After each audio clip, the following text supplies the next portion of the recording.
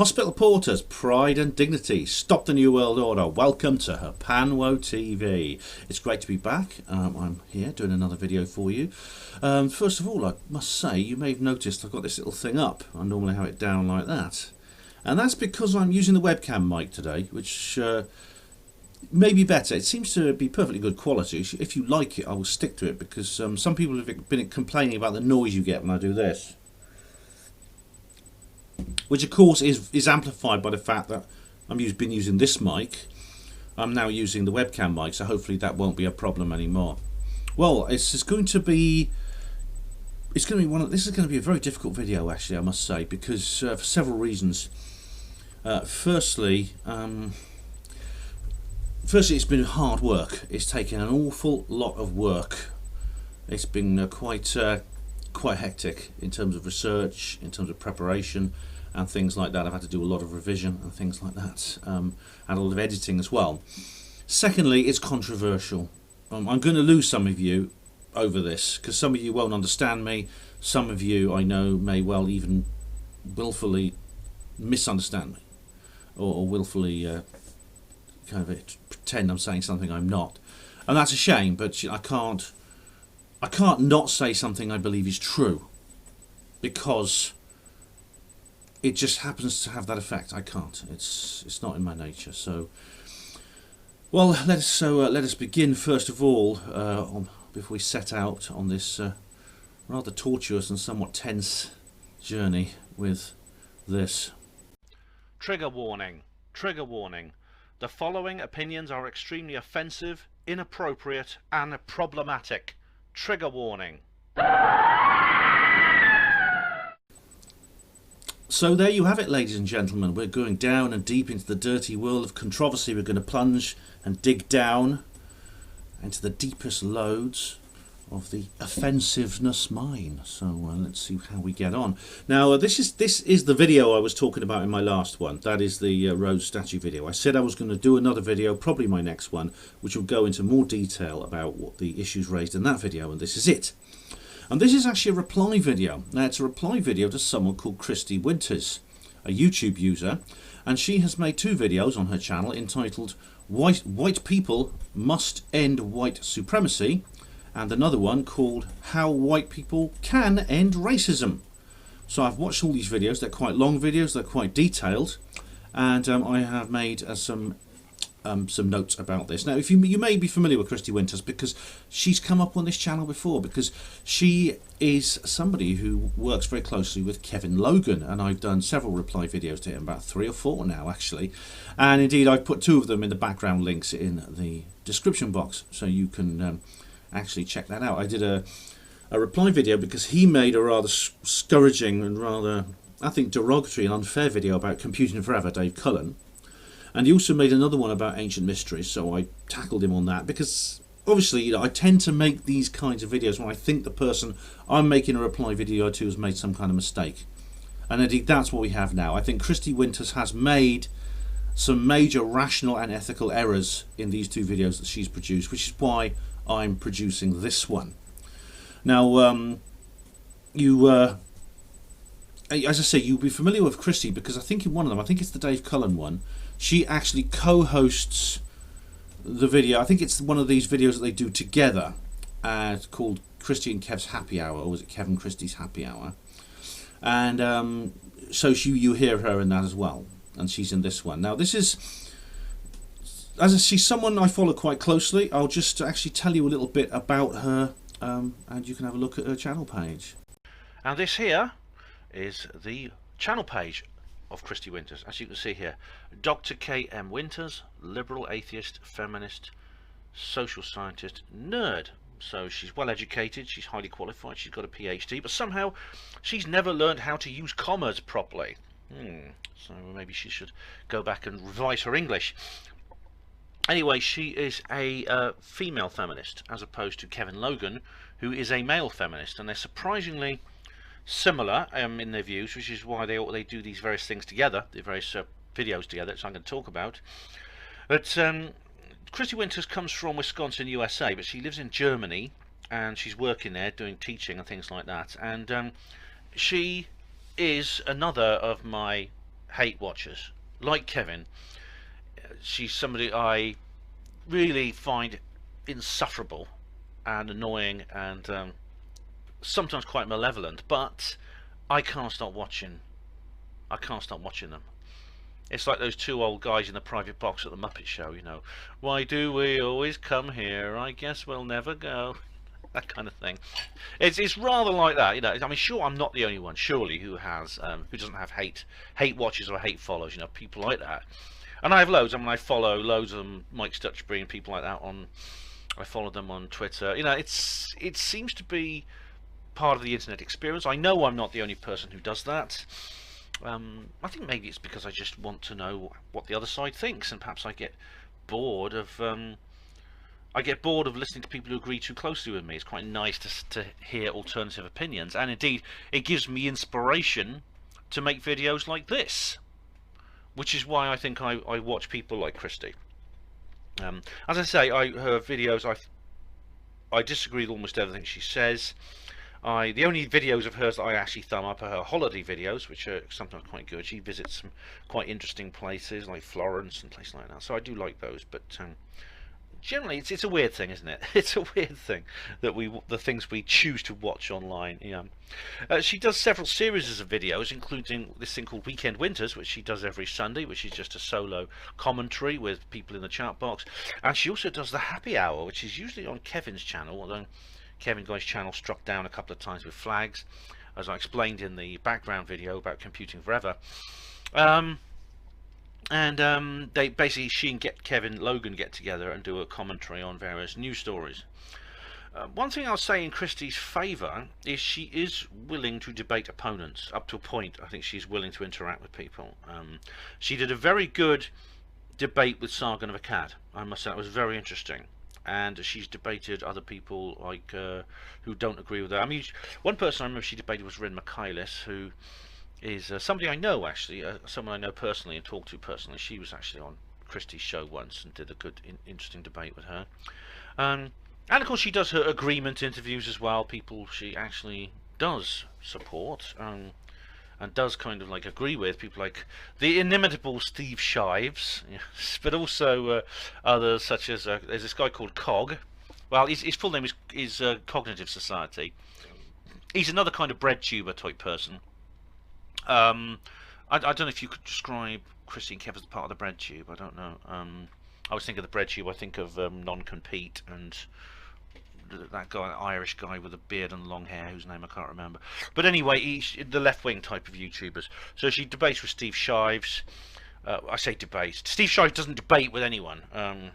He blocks everyone who so much as lifts a finger to him. No, she discusses things with Steve Shives. Same with Chrisiosity as well, another regular contributor of hers. She also does once a month her Patreon hangout. Now I know Steve Shives does this as well, where people who support her on Patreon get together on a hangout with her. Now I sometimes toy with the idea of just giving Kristi some money through Patreon so she'll invite me onto the show. That would be one to remember, wouldn't it? The problem is the moment I open my mouth I'd get banned. No, it's tempting actually just to spend a bit of money just to do that, but it probably wouldn't work very long. Her Patreons are actually similar sorts of people. I mean, I must say I don't find them terribly unpleasant. I mean, like a lot of these kind of people, I mean, I don't recoil from them. And this includes Kristi herself. I find them irritating and annoying, and they're certainly people I wouldn't get on with if I ever met them, or they're certainly people I wouldn't trust, but I don't feel threatened or offended by them. And there's one of Kristi's Patreons is actually quite a charismatic individual, a French lady called Lito, who has a avatar which is quite funny. It's like the disabled stick man in a wheelchair sign, done up like a pirate with a eye patch and a cutlass and things like that. I find her, she's got a lovely voice and a lovely accent, and I must say I quite warm to her, despite the fact that we would surely disagree on so much. So this is her channel. Check it out. Now I must stress this is very important. Do not approach Kristi Winters in any way that could be construed as hostile. If you want to discuss with her anything, including the material I bring up, in this video, then do so politely and do so professionally. If you just start mouthing off at people, it just gives them the moral high ground. It allows them to basically to just get rid of you and not address what you have to say, and it also makes people on the fence more entrenched on the other side. It's far more productive to do what I'm doing, just to approach people in a friendly manner and to deconstruct their points rationally. And so that's what I insist you do if you approach Kristi Winters through her channel. Now, I'm using a new editing technique as I analyse Kristi's videos, because, as you know, in these sort of these sort of dissection videos, as I do, I tend to go through them and I listen to relevant parts and I make a commentary, then I move on, etc, etc, etc. Now, what I do normally is I play the video and then I have timestamps which I've made in my notes, which I then skip to the various timestamps in the video. Now, because there's an awful lot of background material in this, in fact these two videos come to almost 4 hours in length, I've used a new editing technique. I've downloaded the two videos and I've cut the relevant scenes in that I want to actually comment on. Now, I should point out actually that this is not an attempt to misrepresent Kristi. I'm not editing her unfairly, I believe. I'm just simply commenting on the points she makes in the most relevant scenes where she makes them, because she repeats many of the same points over and over again. She also has a lot of material in these videos that is not relevant to the subject matter at hand. So I believe I have acted fairly in my analysis of this video by editing the two videos, that is the two videos I mentioned, 4 hours long, to just over 20 minutes. There's just over 20 minutes of material I'm going to play and comment on. But I think it is a fair assessment of the subject matter that Kristi brings up into this particular video. Now, you'll know what I've divided it into various parts, and I've actually inserted a clip in a very short clip in between the segments that I want to analyse, and you'll know when you hear it because it makes a noise that sounds a bit like the mooing of cows. And this is not a connection to Kristi, I should point out. It just randomly, that is the random sound I happen to choose from my sound file. It's just to alert me to when we come to the end of one part and we're moving on to another. Now, as I've explained, Kristi Winters is someone I watch very closely on YouTube, and she's changed quite considerably in the last couple of weeks, and I think it's to do with the Minneapolis situation and the murder of George Floyd, which I describe in my last video, Rhodes Statue, and I've referred to it several times actually. Indeed, it comes up in the two live streams I did. In fact, the Week in America live stream was specifically about that, along with many other things. But this has galvanised her, actually. She's become quite extreme. She's really gone full Stalin, actually. She's become a bit of an intellectual tanky, and it's in the actual titles of the video, but if you look through any of the videos she's made recently, or any of the videos she's appeared on, it's like white people this, white people that. Now, Kristi Winters is an academic.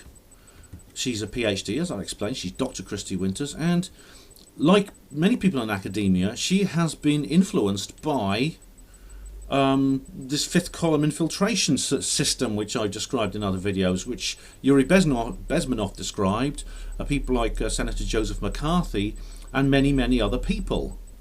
I know McCarthy's a very maligned person. I mean, his very name has been coined for institutional ungrounded suspicion and paranoia. However, if you watch Stefan Molyneux's video on McCarthy, it's pretty clear that history's probably proven him right. I don't think it justifies what he did. I don't think it justifies the House Un-American Activities Committee and, labelling everyone who's not a table-thumping redneck a communist, and a communist, and Superman's red cape being a red flag and all these sorts of things. It doesn't justify that. But I think probably McCarthy's been maligned unfairly.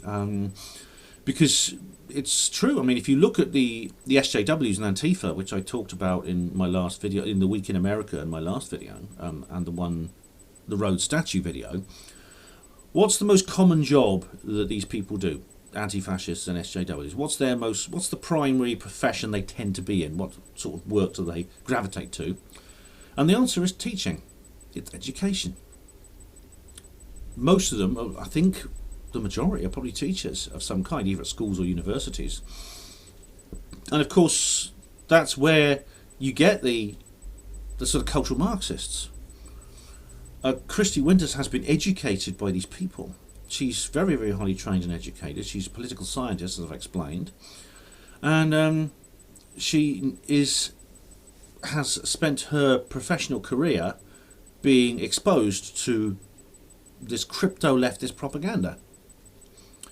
And it can't be pleasant for her, actually.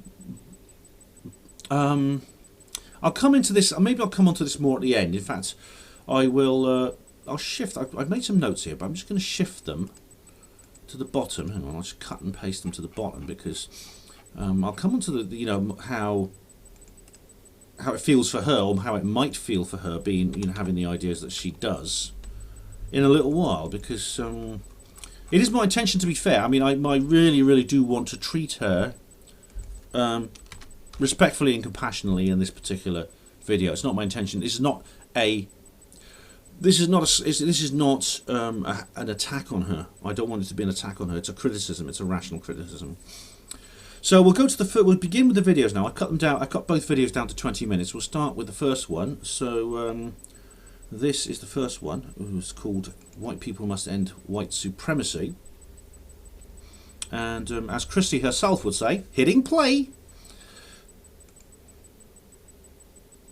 Hello there, everyone. It is Kristi. It is Sunday, so it is Weekend Winters. Hello, how are you? I hope you are doing. Okay, this is Sunday 2 weeks ago, I should point out. As I'm recording this, it's actually Friday. It's Friday the 12th. This is the Sunday before last, which was the... it was the 1st. It was the 1st of June.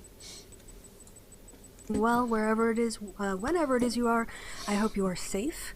And... yeah, let's talk. Guys, it's been a week. See what I mean? It's been stressful for her, what's been happening in the world lately. Indeed, it has been for us all.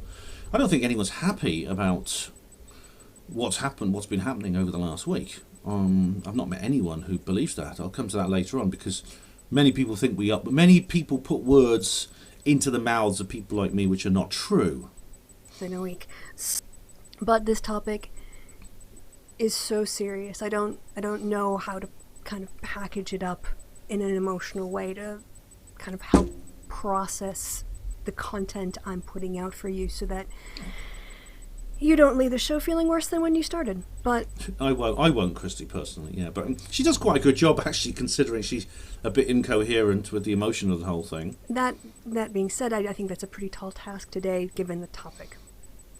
So I get couple things.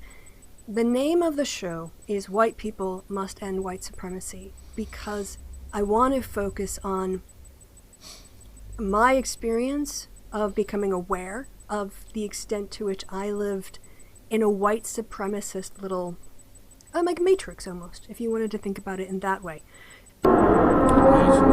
The way that... Right, that mooing cow means we've come to the end of a segment, and I'm just going to go to my notes and comment on what she's just said. That's interesting.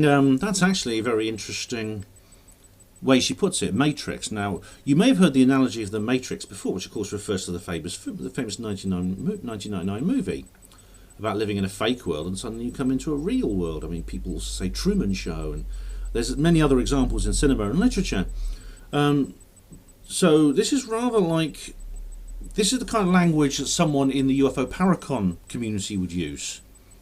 In the truth movement, they would say, yeah, I was like asleep and I woke up. People use these languages, or I was red-pilled, or I suddenly realised things. And it is like that. It is a kind of way. It is like a kind of Matrix escape moment. And it appears Kristi did experience something analogous to that, although it's a very, very different worldview that she's had before, and a very different one that she's adopted, as we'll find out. So let's carry on with the second part of this. 1 second, where am I here? Let's carry on with this next part.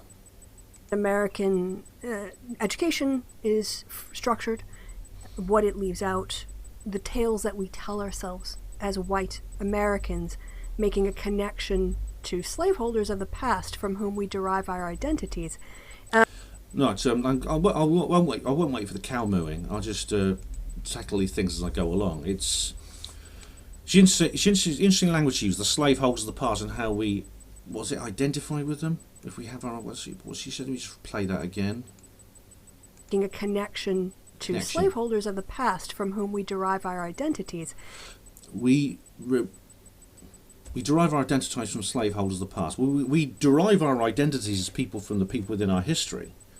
And I mean, is them being is the fact that they're most of them probably at some point were slaveholders if they were important people who lived, say, in the 17th or 18th century, or then after not. Is them being slaveholders a part of their identity? Why we perhaps look up to them, as in many cases, despite that? Because I mean, this is something I tackled yesterday. We're essentially bringing up something in the past and bringing it into the future and treating it as a contemporary event. And for various purposes that I did talk about yesterday. And I think there is a sinister purpose behind this. But I don't derive my identity from anyone based on them being a slaveholder. I don't at all. And I don't honestly know... I can't think of anyone who does. I can't think of anyone I know who fits this caricature that is painted onto white people by the left. I've never heard anyone's, and I've never been to a demonstration, even when I went to that very white one, as Jon Snow of the Channel 4 News called it, the Brexit protest, the Brexit betrayed protests. I never heard anyone chanting, what do we want? Slavery? When do we want it now? Or, way hey, whoa ho, civil rights has got to go, way hey, whoa ho. No, I never heard anyone chant that. I don't know anyone who looks back at this and says, it's great these people own slaves, isn't it? Yeah, I'm really, really proud of them. I'm going to model my life on them. No, I've not heard that at all. So I'm not sure exactly what Kristi means here, but I'm sure she'll explain. And the process of how I came out of that. But maybe it'll be a basis for another video. I did a video about white guilt. I'm going to talk... Okay, I'm curious to hear how she came out of that. Now, how she came out of her, say, how she had this transformation, even though, of course, it's not one that I share. And I've had a transformation too in my life, although it's a very, very different one to that. Now, she made a video about white guilt that I've not seen, which is surprising because I do tend to follow her channel. But I'll have to check that out and see what it says, because as you know, this is something I'm going to refer to in this video. It's something I have a lot to say about, the issue of white guilt. Why is it there? What's its purpose? Is it good or bad? About some of those things. So because I can't fix all the problems of structural racism myself, I feel that the only thing I can do is talk about white people and how we can do better. Oh, so how can white people do better? Okay, so we're going to get like a coaching here about how to be a good white person. So, well, she's going to go into some detail which I think some of you might find uncomfortable. Some of you will find what she says uncomfortable, and some of you will find my response to it very uncomfortable. But let's listen to what she has to say. I believe that what she says has to be challenged, and that's what I'm doing. And how we can break through the conditioning of what the American myths are. And This is about American history. I mean, she is. As I explained, she comes from Wisconsin, USA. She lives in Germany. Americans have a slightly different education to we in Britain. They're taught a lot more of their own history than we are, and I think they have like a different kind of relationship. I mean, I think most societies have a kind of love-hate relationship with their own past. They look upon the history in certain ways. Now, what I find is they tend to see everything black and white. They tend to see things as good and things as bad. And I've talked before about the various people who are labelled angels and demons. Like I say, you mention certain names such as Winston Churchill, Mother Teresa, Nelson Mandela, and everyone goes, oh, it's like they're the angels of history. Whereas other people, there's Genghis Khan, Joseph Stalin, Adolf Hitler, they're the demons, they're the monsters. When in fact these people were actually perfectly mortal individuals who were more complicated than that. All the names I mentioned had flaws, as we all do, and did bad things. Yes, but they did some good things too. All those people did some things that were good, and the same goes for everyone. All the statues that are being pulled down at the moment, Cecil Rhodes, I've talked about before. It's It's so this the kind of binary fake ethics that seems to be imposed on by people at the moment, especially in academia, of which Kristi's a part, it's deeply pathological. I really do think it is. I'll let her carry on. Be better allies and take these issues seriously. Okay, I'm not an ally, luckily, so it's not a problem for me. I'm sort of looking at this from the outside. The word ally means basically a white person who is part of the leftist, the new left movement. That is the supposedly this cultural Marxist kind of like, I suppose, anti-white movement. I will talk about the ways in which white people undermine racial justice by either directly attacking, white supremacists who are trying to infiltrate these groups and cause trouble. Also, white leftists who've decided that the death of this black man is the time where they're going to co-opt this black movement, the black-centered movement around preservation of life, and make it about anti-capitalism. So, the white people who undermine racial justice. Well, first of all, what is racial justice? Is it people who are harmed because of their race being treated more justly? Again, is there anyone who's against that? Is there anyone who doesn't want that? I mean, there may be. I'm sure there are a few. I'm sure there are a few people in some dark corners, in some dark cabins. There's members of various organisations, the Ku Klux Klan or whatever. And indeed, the death squads in South Africa, and I've done an entire video about that. Ones who go around killing farmers. Apart from them, who does not want racial justice? Because according to Kristi, it's virtually every white person, or it's most white people, either to a greater or lesser degree. And you may think, well, I'm not a racist, but that's not good enough for Kristi. And she's going to explain. Anyway, let's get the cows have arrived, so let's check if it's right. So if I moved on now, I've got a bit more here now. I'm not a white supremacist nor a white leftist. As I said in the Rhodes statue video, I don't believe white people should be supreme. I don't believe white people are superior to other races. At the same time, we're not inferior either, and I don't think we should be kneeling down. I don't think we should be apologising for who we are.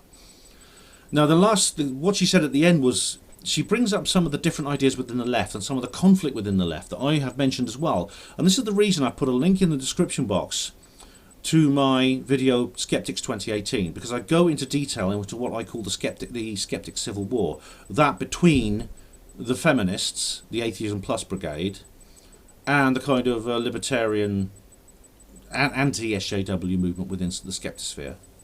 And there's something similar going on more generally within the left, between like classical leftists who still go along with this kind of anti-capitalism thing, and really, I think they generally focus on class differences, and those others, the new leftists like Kristi, who in a sense, essentially the white proletariat has been replaced with another downtrodden group within this conflict economic system, which is non-white heterosexual men, non-WHM people. And this is a division within the left. You get like people like Vorsh, who really are, I think they're very classic, whereas people like Kristi are very new in that sense. Let's let her carry on. I want to talk about both types of problematic white people. Obviously, one is worse than the other. I'm embarrassed about how long it took me to figure out the extent to which my life was benefited by white supremacy. I wonder, Kristi, did your education influence you in the way you found out, the way you became so embarrassed for what you found out? Were you taught this by some professor who happened to have a rather shady background? Just asking. It's just that most people who've been through the education system to the extent that Kristi have tend to espouse these kind of radical left-wing views. I don't know many today who, especially Kristi, I don't know how old Kristi is exactly, but she's sort of mature. But I mean, younger people more so. But people, I suppose, because she's been in it for maybe because she's been in it for so long. I don't know. But younger people certainly as well, young students and new postgraduates and people like that. I mean, goodness knows, I'm in Oxford. We're surrounded by them. It's the big Illuminati training centre of the New World Order, as I explained on previous videos. So I do wonder where these ideas came from. I mean, I don't know. I don't know Kristi. I've never met her. If we did meet, we probably wouldn't get on. So where did she get these ideas from? And that's not to say that I was a white supremacist, but there is definitely an illusion that gets set up. So let's back to when I was a kid. Racism was not like tolerated. Like my mom especially would never allow racist slurs in her house. You know, like how kids sometimes play around with eeny, meeny, miny. The N-word was on par with every other curse word. And I very much endorse that. I mean, I brought my own daughter up the same way. I wouldn't allow people, such as people, to be subjected to racial slurs in my home where I lived. And indeed, this was when I talked about her life at school. My daughter had friends of all colours, and she got on well with them. And I never discouraged her to do that. I never said, look, you should make more white friends or things like that. She made the friends. She's a good judge of character. She can judge children, her fellow children, in terms of their personality. These are young children who have not chosen where they were born. They were born in this country through no choice of their own. It's the government's immigration policies brought them to the country, and they are born here. I made sure that Louisa understood that this is not something they can be blamed for as children. Or indeed, a lot of their parents were born in the country too. As I said before, it's not only immoral to feel resentment to immigrants, it's counterproductive. It doesn't help at all. It doesn't at all. No. In our house, I was so kind of like bubbled up against ethnic and racial differences that I was maybe 10 or 11 before I'd ever heard or understood the concept of identifying somebody by their last name. Like you could tell someone is Jewish by their last name, or you could tell someone was, different backgrounds. Like obviously, I lived in a super white. Well, like Emily Jones, yes. Bubble in farm communities. A white bubble. That's it. It's interesting. People talk about white bubbles and things like. It's like there's something wrong. It's almost is like there's something wrong with that. I think it's a bubble of whiteness. I think is the phrase she's going to use in a minute. Yeah. But anti-Semitism and tracking down Jewish, or like sort of identifying Jewish people. So my little bubble of whiteness that I grew up in was a little bit based on a white person's aspiration of what they wish society was like, but without actually teaching people the work involved with making the society. A little aspirational. I don't quite understand that phrase, actually. I mean, the idea of Jewish surnames. It's something I don't think I realised it, sort of Jewish surnames until I think I was an adult or so. I mean, when I was in primary school, this kid attacked another girl, called her a Jewish pig. I didn't understand what that meant. I didn't realise. I don't think I really knew what Jewish meant. That's just something they use. That's just a term they use because kids can be evil like that, Be that way. Farm country. Had I grown up in a city that was racially diverse, it might have been very different. Well, you sound like there's some regret there, Kristi. There's nothing to be regretful about your background. You can't help where you were born either. I can't help that either. You were born white in a white community. I was born white in a white community. I mean, you were a country girl from Wisconsin, and I was also born in a rural area in West Wales, which was very different. I mean, Wales is a country of its own, it has its own language. I grew up among people speaking a different language and having a very different outlook on life in terms of religion, in terms of politics and culture. And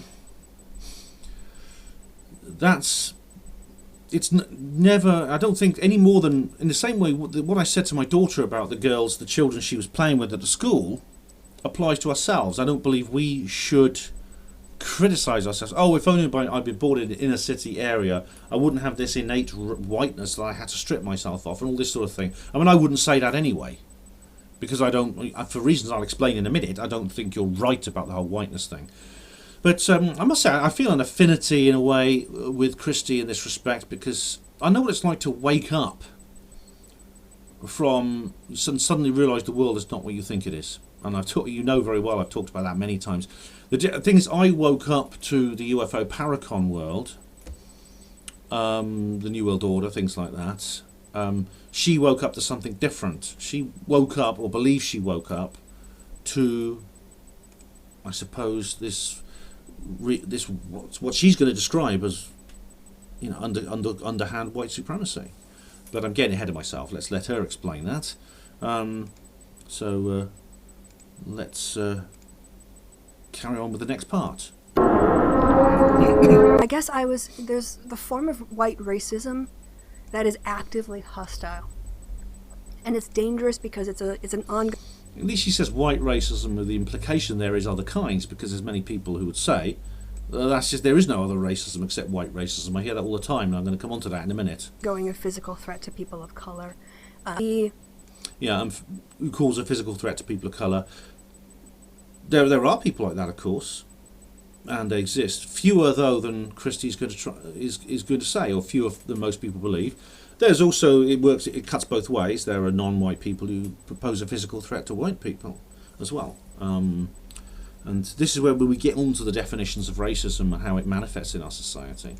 The as lethal, but not nearly as apparent, passive racism is to be a white bystander in that crowd watching the white supremacist carry out these executions and doing nothing. That's not really my problem. And that passive acceptance of racism, it's not my problem, but the other one is so dangerous because it lulls white people into a sense of complacency. Oh, let me just recap a minute.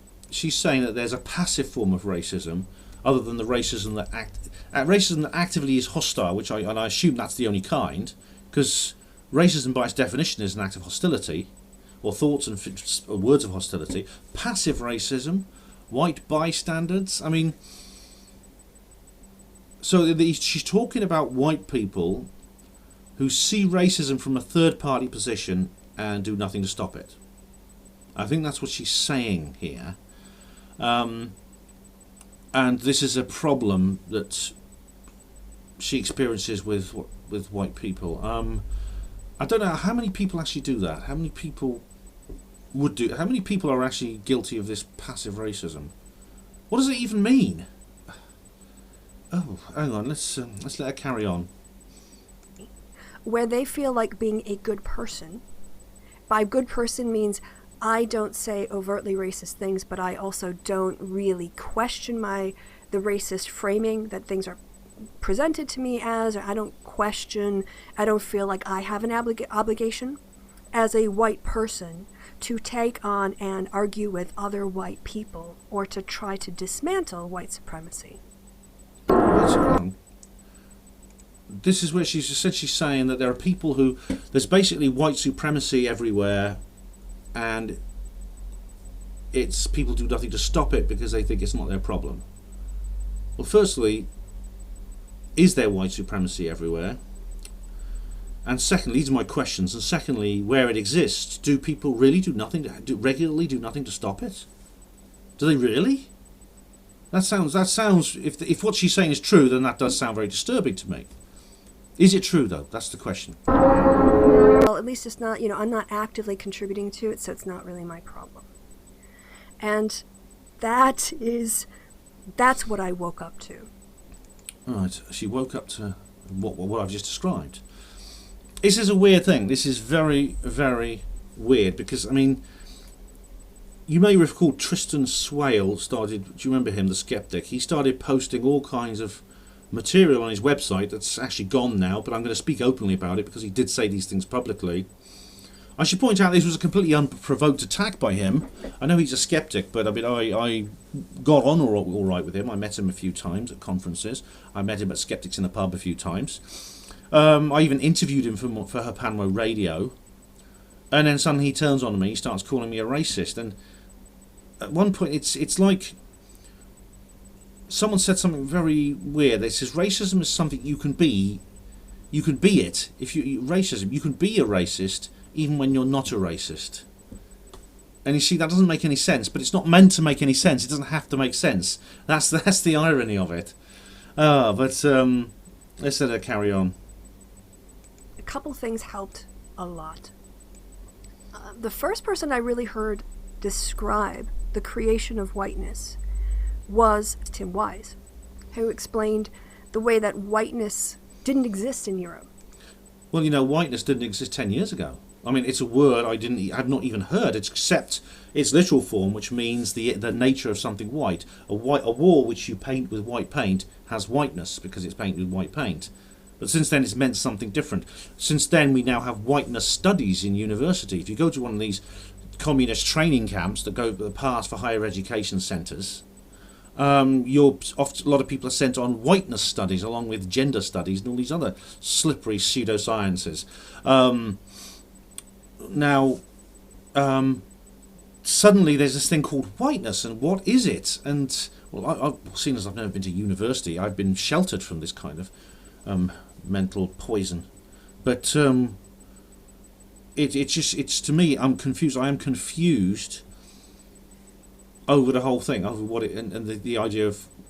She said it didn't used to exist. Well, when did it start? And she says, I think she said it was before colonialism. Before the colonial period, Yeah. You didn't have white people in Europe.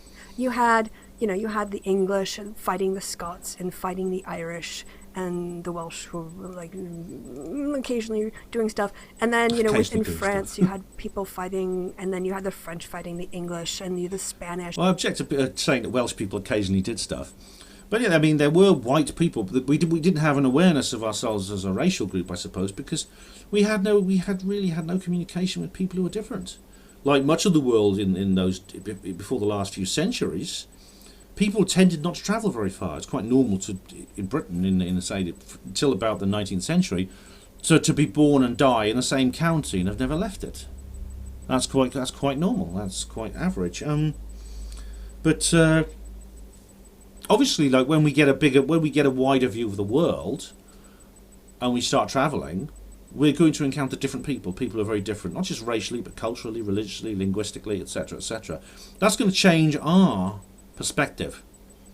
It's going to make us, when we travel with different people from Europe and we realise how similar we are in terms of our racial identity, it is going to develop that kind of awareness, and that's inevitable, and it's not a bad thing.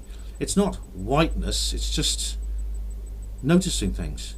And the Spanish and the not getting along with the Italians. Nobody considered themselves like united by their whiteness.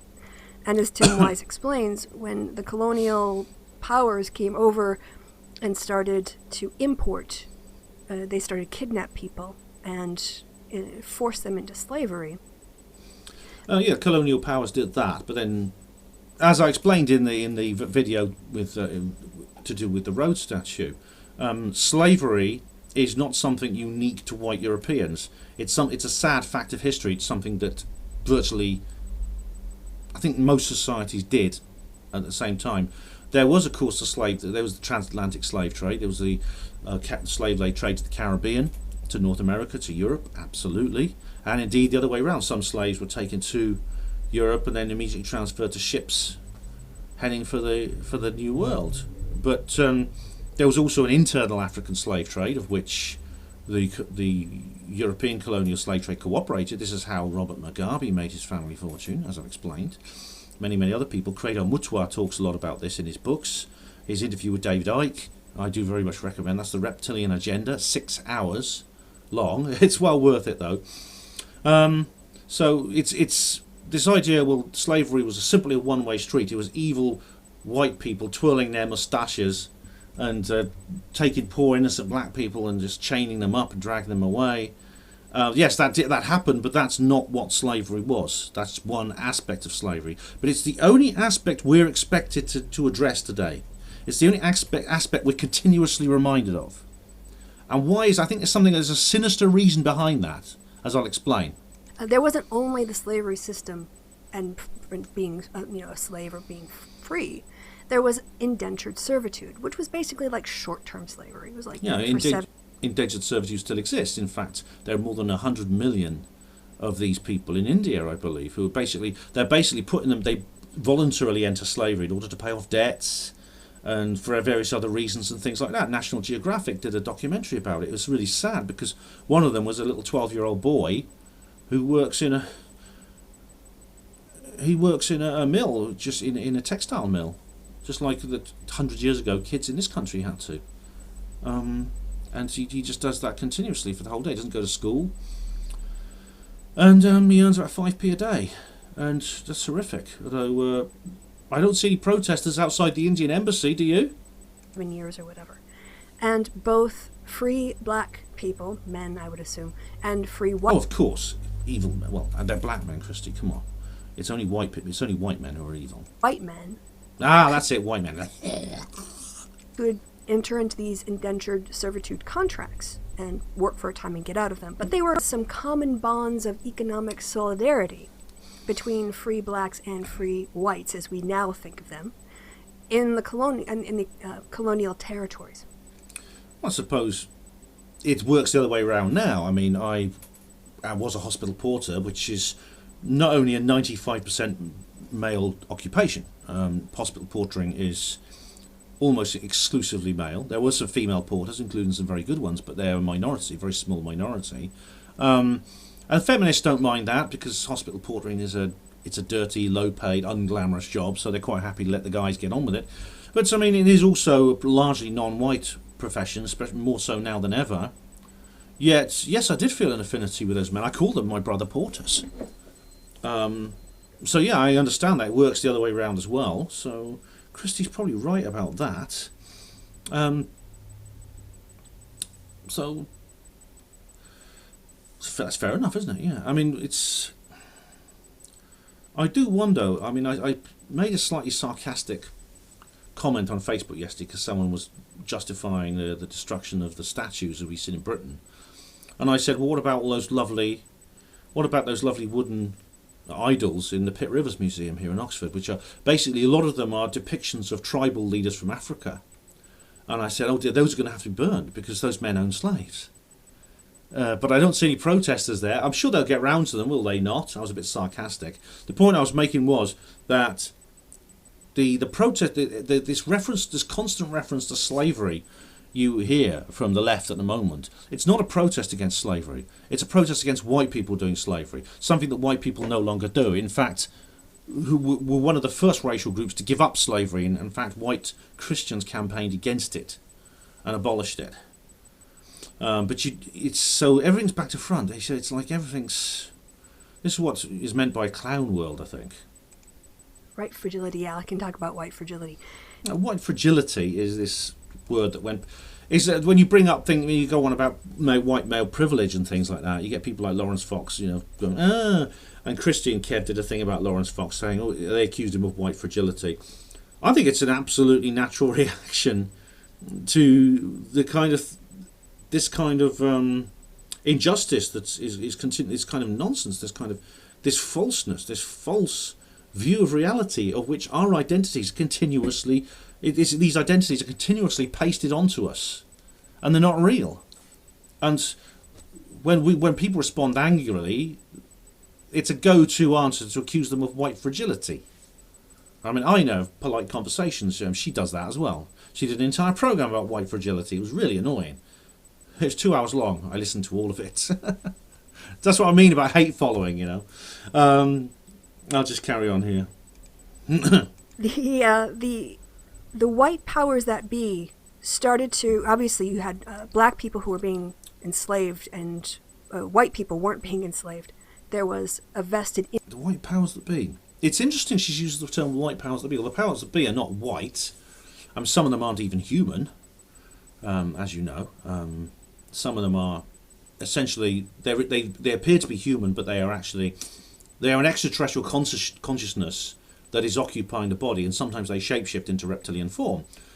But the white powers that be, especially now, are all colours. Indeed, in other countries, the Illuminati had their own outposts in various countries. Credo Mutwa talks about the Illuminati that emerged in Africa in the prehistoric period. So there's no white powers that be. It's interesting that the New Left has adapted classical Marxism almost exactly, but it's simply replaced. It's replaced different people within the same dynamic. So instead of the proletarian, you have, people of colour and non-WHMs. And in the place of the capitalist exploiters, you have WHMs, white heterosexual men. And it's interesting, because there was a big conflict about this in my trade union. I'll say more about trade unions later on because Kristi brings them up. But there were two sort of like, this is what put me off it very quickly. There were these two factions within there, who one of them was class-based and the other was New Left. And this was like in the 90s, long before the modern age of the SJW had been born. Let Kristi carry on, oops. So, it's interesting how that happens, actually. Interest in the slave-owning classes to make sure that people didn't get freedom, and they also wanted to make sure there was no economic disruption in the indentured servitude workforce either, because whites and blacks, whites were always free. What? Whites were always free? Not those captured by Arab slave traders. There were Arab slave traders. You are aware of that, are you, Kristi? White people were captured in huge numbers from the coastal areas of England, from other coastal areas around Europe. As it's not just a white thing.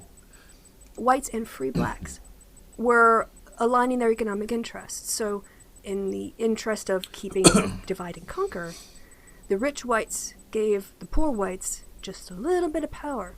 And that little bit of power was to regulate black people, right? Being on the slave patrols or doing other things. So whether it was like a conscious class thing, which Marx didn't exist yet, but you can just see the sort of capitalist motive behind a divide and conquer strategy in this way.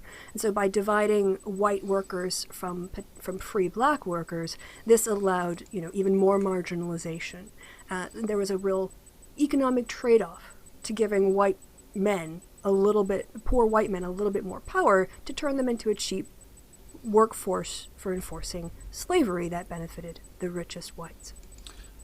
She's probably right there, actually. I mean, I don't know if it's as clear cut on the racial issue as she's saying, but of course that kind of method is used in any kind of conflict dynamic. It's the people in charge, the Illuminati, of course, or what Marxists, classic Marxists, would just use the capitalist class. Crist uses the term white men. They will always try and pick some people out they think are particularly malleable and treat them a little bit better so that they do as they're told, and they sort of say, hey, it's like with the guy comes home from work one day, I got a promotion today. And indeed, these characters were at my hospital. We always knew them when they appeared. It was the porter who was always joined, right? The porter would join up at the bottom like we all do, and he'd be, he may be the son of some nursing officer or something, right? Or one of the people in various admins, in surgical admin or medical admin or something like that. And you knew that guy would not be in the lodge for long.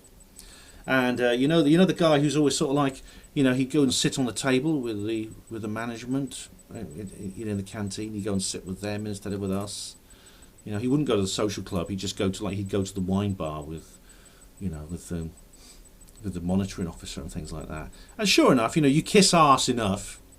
If you're good enough at kissing arse, you'll go up the ladder. You just let them know you're their kind of person, and they'll give you privileges. And real privileges, not fake privileges like the white privilege that Kristi talks about, the male privilege.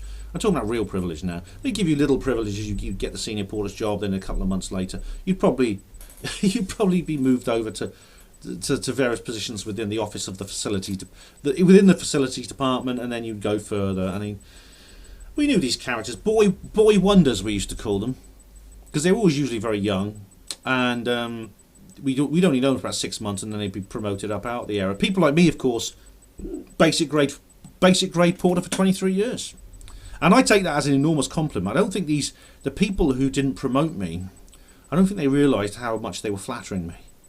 I consider it. It shows. I think it's a sign of. I think it says an awful lot about my character, that I wasn't that kind of person. So let's carry on. They could all kind of unite and link under their Europeanness.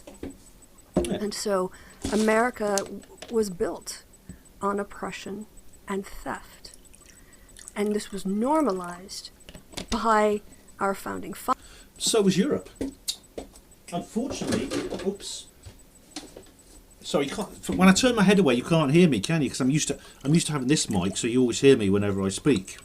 But when I turn my head away, of course you don't hear me. So when I do that, you can't hear me as well because I'm using that microphone. So sorry about that. Well, I was just saying that so was Europe, so were all states within Illuminati occupation.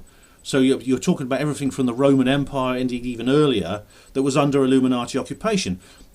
Theft, violence, injustice, these things are a part of Illuminati occupied society. They have been since the fall of Atlantis, even beforehand, because of course the Illuminati took over Atlantis just before it was destroyed, which is essentially why Atlantis was. Well, Atlantis was probably destroyed by a natural disaster, but it may have been some kind of etheric earth energy. I mean, I don't know, Charles Hapgood talks about that. A couple of other people, Michael Dasarian and others.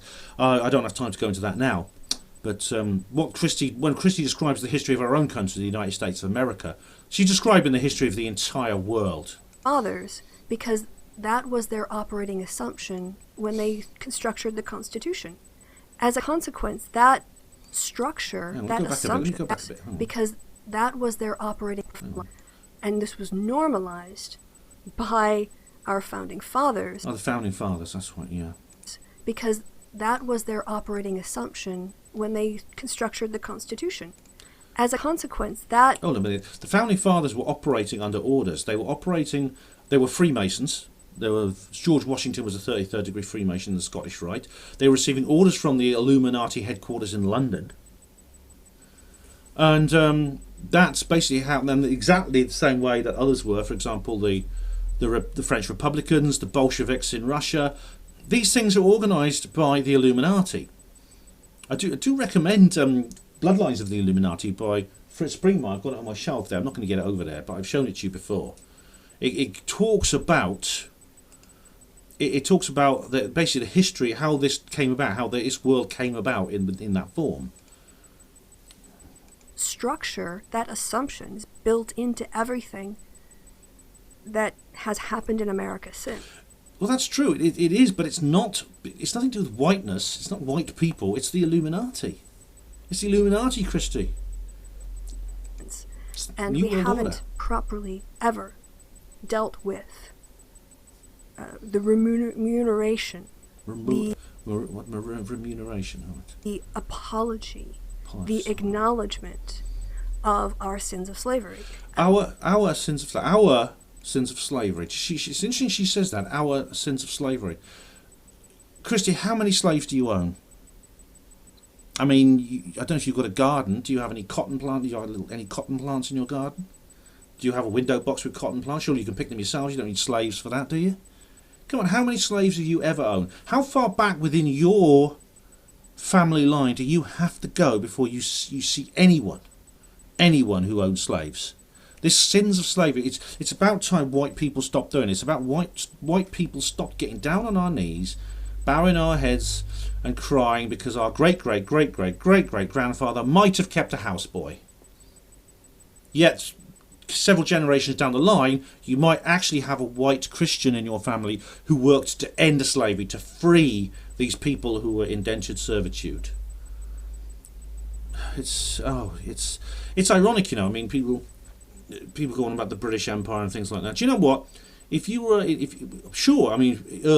on, at the time of Edward Coulson, who the very controversial founder of the city of Bristol, or one of the people who built that city, he, if you'd been on one of his ships and it was basically operated by the Royal Navy, yeah, you'd been in trouble. But if you, in the 19th century, for example, if you were chained up on a slave hulk, you'd be looking out to sea every second, every single passing ship, praying and hoping and praying that one of them flew the white ensign, because you would know it was the British Royal Navy come to free you, come to save you.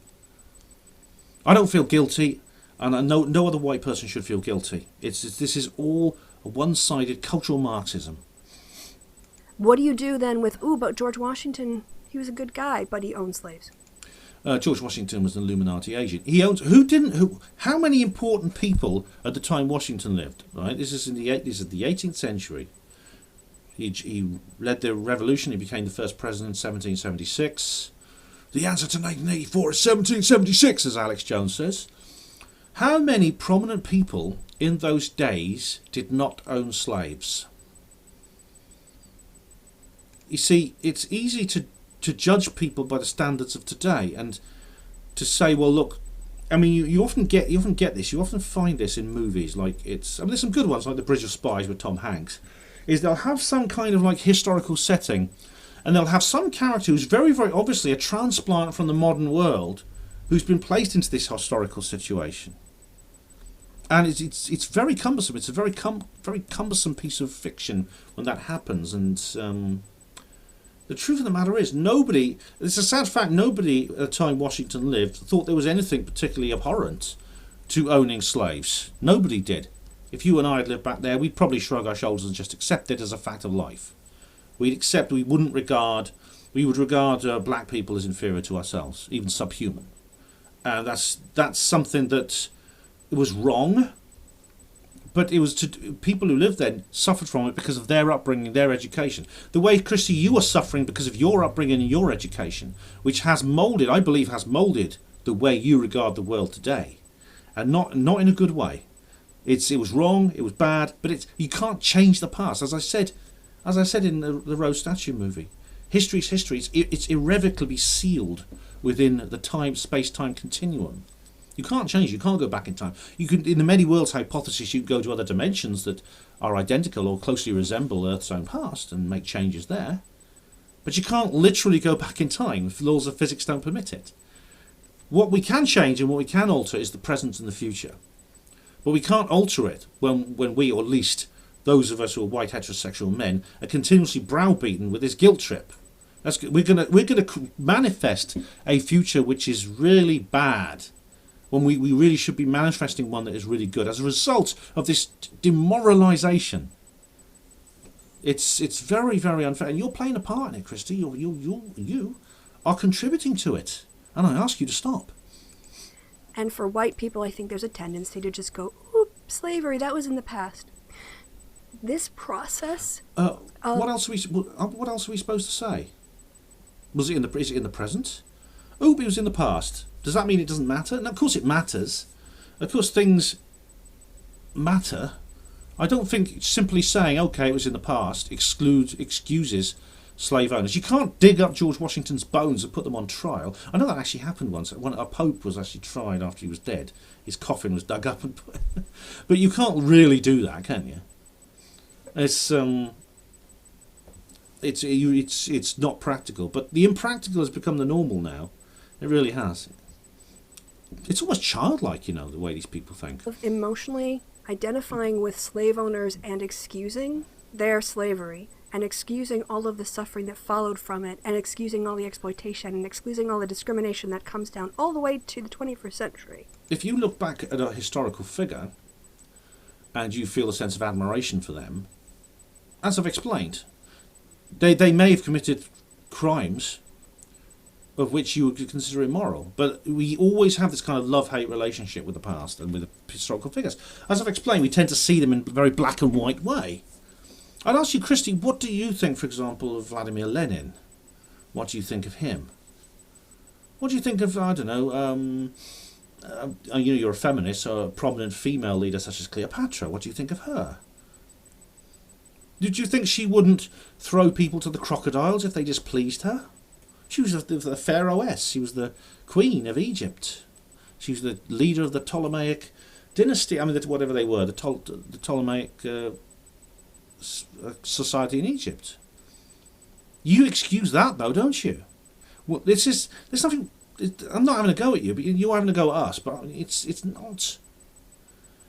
not unfair, I think, for people to regard the past almost as a kind of fiction, because we never experienced it, because we were born into the modern world. We learn about the past almost as if it's a story that someone's made up, and indeed it is in many cases, but in terms of propaganda and things like that. But so we may identify with historical figures in the same way we identify with, I don't know, with imaginary people in a story. I admire George Orwell. I like George Orwell and what he has to say, but he would go out and kill people. And why do you think the Room 101 session in 1984 is so vivid? You know, do it to Julia and all that sort of thing. Why do you think that was? It's because he witnessed torture sessions, which were commonly used by both sides in the Spanish Civil War. Do I excuse him for that? No. Does it mean that I therefore have to reject George Orwell and everything he stands for? No. This is just human nature, Kristi. This is the way we are. There's nothing wrong with it. It's not a pathology. It's not something we have to drum out of ourselves. It is the way that white supremacy perpetuates itself. Think of shoe on it. Total cultural Marxism. Pure unadulterated cultural Marxism. This woman is a cultural Marxist production line. Dead. Think of June. June is actually a perfect example of the kind of person who perpetuates white supremacy. All right, this is Shoe on Head is a YouTuber. She's a, I don't know. I used to watch her videos. She used to pull a shoe on her head. That's why she got her name. Now Kristi goes on a lot about shoe on head. I'm not going to go into what she says about shoe on head, but she's very critical of her. There's a long omission afterwards, you know. Anyway, a little drink. By the way, I've got a joke for you. How many white people does it take to change a light bulb? Which room in our palace are you talking about? Get it? White privilege? Yeah. Oh, as the late great Frankie Howard said, please yourselves.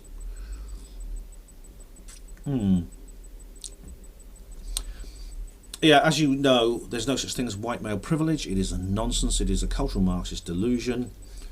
If white male privilege existed, then all coal miners would be women.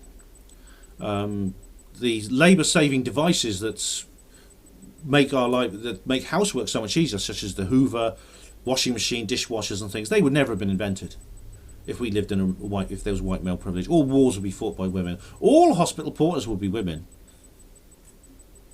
Definitely. And I could give you 1,000 other examples. I could give you 1,000 other examples of that kind of thing. That when you look at it, when you analyse it objectively, it's total. The whole basis of feminism and leftism is not logically sustainable at all. Like within the white community, the lack of an acknowledgement of the way we are privileged. And privilege is a pretty difficult concept for most people. Well, right. So it's a lack of what? A lack of awareness of how. Well, I think she said something about how we are privileged. Oh, right. Really? Hard to grasp. Is it really? What's that? Anyway, if they've never heard of it. We hear about it all the time, and it's constant. Whenever we disagree with anyone, that's the first thing we're told. No one actually addresses our points. And it's difficult to convince people, like, oh, I grew up poor. Yeah, well, lots of people grew up poor. But it's difficult to convince people because it's not true, Kristi. You're trying to convince them of something that's not real. That's why it's difficult. It's difficult because people look at it and they analyse it for themselves and they see, it's a piece of shit. It's bullshit. And then they say that and you go, oh no, that's just your white male privilege talking. There's always some kind of sophistry that you can lay out to make people, to make this phantasm, this unicorn appear solid. And more people are seeing through it. And you know, for people like you, you know, this is the apocalypse. This is Armageddon for people like you.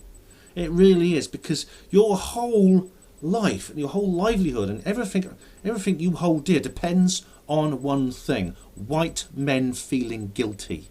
And when we stop feeling guilty, it is the world turns upside down, isn't it? It's fire. It's the equivalent of fire and brimstone, and you know it. But you know what? It's happening, and you can't stop it. It's all designed to mess with. It's all designed by the New World Order. But if you grew up poor and white, you weren't systematically targeted by the police. No police. Yes, you were. The police will go around and they will focus on they will focus on areas of high crime. Their job is to focus, so they will have a bigger presence in an area there's a lot of crime. Now, there's a place in Oxford called Barton. It's a council estate where police were there all the time because it's a very high crime rate. It's almost entirely white. Almost entirely white. Yet the police were there, and they would definitely. If you were on Barton, you were more likely to be stopped by the police, and you were more likely to be harassed by the police than if you lived in any. If you were a white person living on Barton, you were more likely to suffer that fate than a non-white person living in Summertown or St Clements or somewhere. There is a class element to here, Kristi. It's not as clear. It's not as black and white as you think. Don't make the same mistake as Bernie Sanders. These checks, like as a woman, when I go through my wardrobe, I have to do a check. Like, is this have too much cleavage? Does this show my is this is this too revealing? Whatever that means.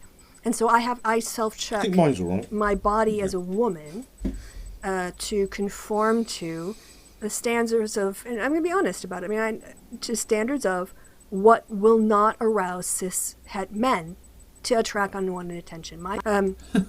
That's a really that's quite an amazing thing she said. Firstly, the word cis het. Where did she get the word het? Now, het, of course, is cis means someone who's not transsexual. Het means heterosexual. Funnily enough, that's only the second time I've ever heard the word het as short for heterosexual.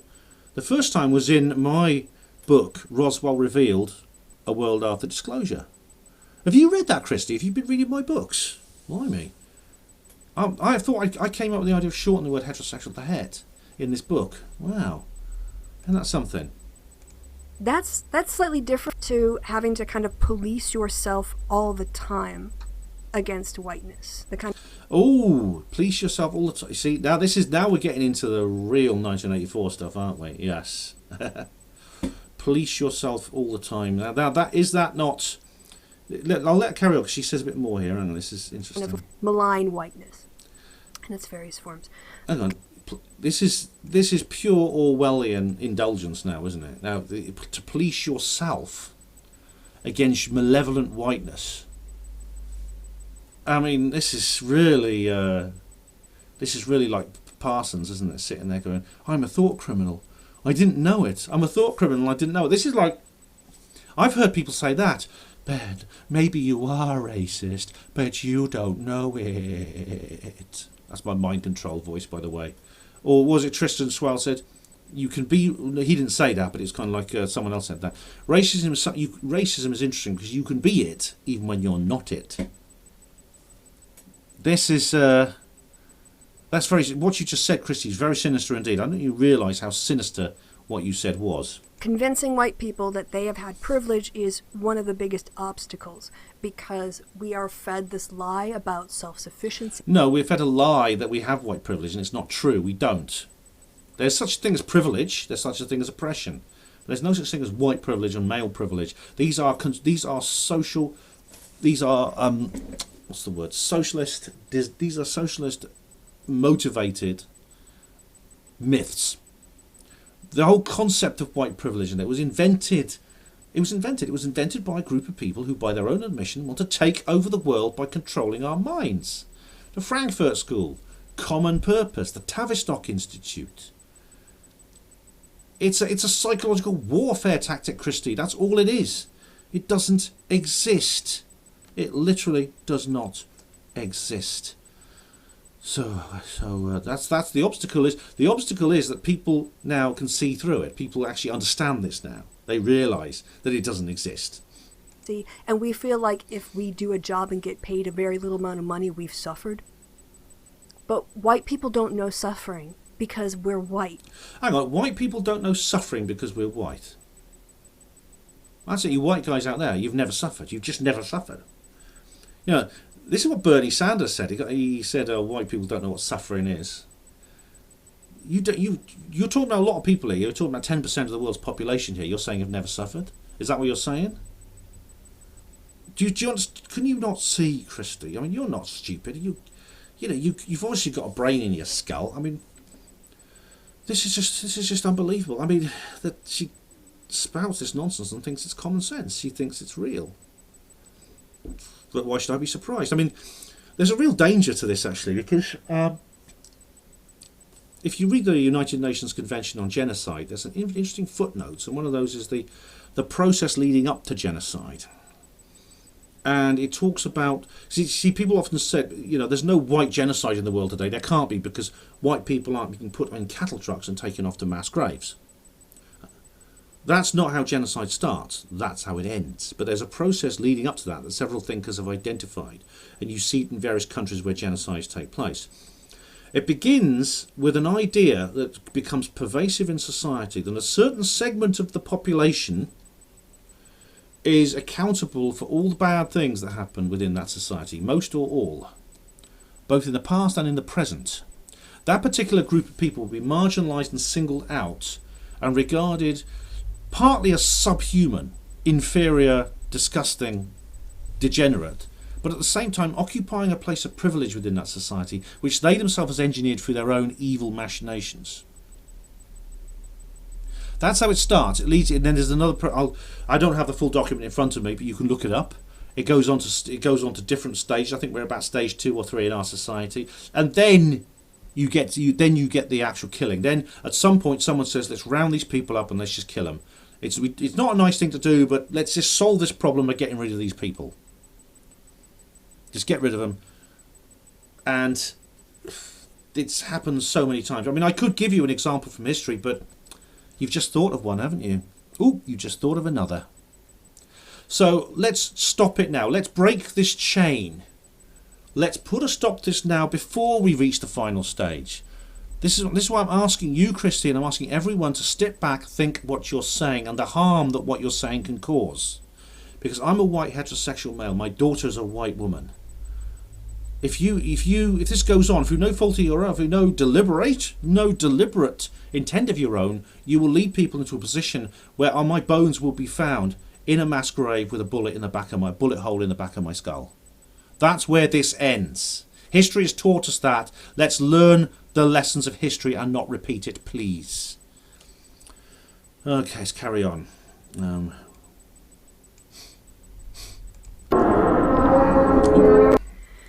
So, acknowledging and internalizing your own white privilege. First, when it happens, you're like, oh, crap, it's true. I mean, at least, I would say, for me, I was like, yeah, oh my god, like, white privilege. Internal acknowledgement. Oh my goodness me, this is like, oh man. Thought criminal, crime think. You are accused of not internalising your own white privilege. It's like that. What was it? I forgot the details of that wonderful episode of The Twilight Zone where Burgess Meredith plays a librarian, and he's living in this kind of 1984 society, and they accuse him of some kind of crime, and he's sitting there and he's standing up to them in front of them, and it's wonderful. It brings tears to my eyes when I even think about it. It's the best episode of The Twilight Zone. This is Kristi could play the role of the judge in that episode with what she's just said. I don't think she realises how utterly internally tyrannical she's being. It's literally everywhere. I'm swimming in my white privilege. What, you don't think, like, even living in Germany, I don't have white privilege? Of course I have. You're swimming in it. A fish never understands the water they swim in. Can't you see it? Can't you see it? You need to be re-educated into your white privilege. Oh dear. I have white privilege. Think anyone's going to shout at me on a bus because of what I wear? Then there becomes a... Oh, well, a Muslim woman might. I've seen this. I've seen women wearing burqas and hijabs and things. You know, they attack women who are not dressed in the way they are. Germany, I think, is particularly bad for that kind of thing. Moral ownership. All right. Moral ownership. Oh my God, this is moral ownership is it's kind of like it's saying, it's like, oh, I own that. It's like old what's his name, Bronx blogger. Yeah, I'm privileged, man. I own that. I own that. It's like something awful you've got to sort of come to terms with. It's a reality you have to face. You know, it's there, but I didn't face it. Now I own it, man. I own it. I mean, that's a stupid thing to say. It really is.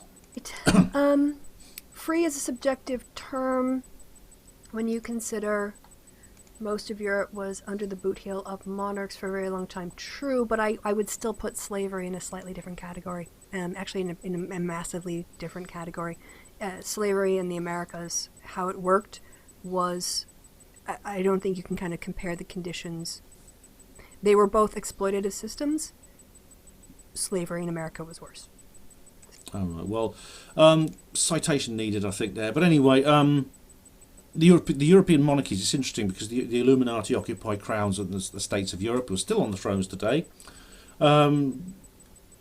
They of course, turned North America into colonies, and they put people over. Now, it's interesting, there's a really good TV series actually called North and South. It was actually a mini-series made in the 80s, a very long, very high-budget mini-series. Patrick Swayze was in it, Kirstie Alley, a few other famous people, and it plays a group of Americans who they make friends, but two of them go off to the what's called West Point Military Academy together, and then they're split over the Civil War, and they get together and they try not to talk politics and things like that. And there's this very interesting discussion when Patrick Swayze, who plays the guy he's from South Carolina, and he visits his friend in Pennsylvania, and he says, "This is the place where the workers at my factory live here." And he shows them these little hovels where these German and Irish immigrants, you get off the ship and they go and live in these hovels and work like slaves, literally like slaves in the factories and then the plantations in Pennsylvania. And Patrick Swayze's character says, these are worse than the accommodation we give our slaves. And then his friend turns around and says, "Yes, but my men are not slaves. They're free men. They can live anytime they can leave anytime they like." And then the guy says, "An empty purse is a good reason not to leave." So it's not as simple as, I don't think it's as simple as you make out, Kristi. Slavery can have many, many different kinds of definitions. If you're talking about literal slavery, literal ownership and things like that, indentured servitude, that's fair enough. But there's a more subtle kind of slavery, which is made through financial coercion and things like that, which is prevalent throughout the Illuminati-occupied societies of the world, and it's still prevalent today. By that definition, we are slaves ourselves right now. That's the best we can do is rebel to the point where we're not offered that promotion that I was talking about earlier. So, you had no legal rights, you had no ability to own property, you had your children stolen from you. That is a difference. There's no doubt about it. But of course, you can have your children stolen from you when you're not literally a slave. That's what Common Purpose does by its control of the social services. Could be murdered with absolutely no, So I get where you're coming from, but relative whites had it awesome. Yeah, man. We had such good fun, man, going down those coal mines. Yeah, it's lying on the bench, lying on the bottom of those ships in chains. Oh yes, wouldn't you want to be white? Actually, to be honest, I think if I lived in, from what I've seen of history, if I lived in North America, say in the 18th century, I don't think it would make much difference. If I lived in North America in the 19th century, I would much rather be white than black. So, Kristi's partly right, but it's again she's seeing it in a like. Whites had it great. It's like white people just were living in these penthouse suites. They'd pop out and like cut a few ears of corn in the field, and it's back to the pool, lads, back to the poolside on the deck chair. Your vodka martini's coming up. No, Kristi, don't talk nonsense. You really, really. I think you've studied history. You should know better. Compared to what white people were doing to non-white people. Obviously compared. All right. Well. You just say compared, I understand there's a qualification on that. However, you did say whites had it great. Now that you can't then put the term compared after that. It's not clear there. And what to Okay, we're going to go on to the next part now.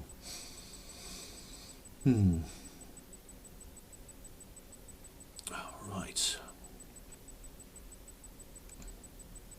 Expect, because what mostly surprised me about speaking out about white supremacy, which I am doing more of, and it's amazing to me the number of white people who want to come and police my criticisms of white supremacy. That really... Now these are people on the left, I should point out. These are like these are leftist. We're getting now into the internal divisions within the left wing movement, which I'm not a part of because I'm not left wing. That brought a light to my, because I thought speaking out against racism pointing out racism, that's not going to be that controversial.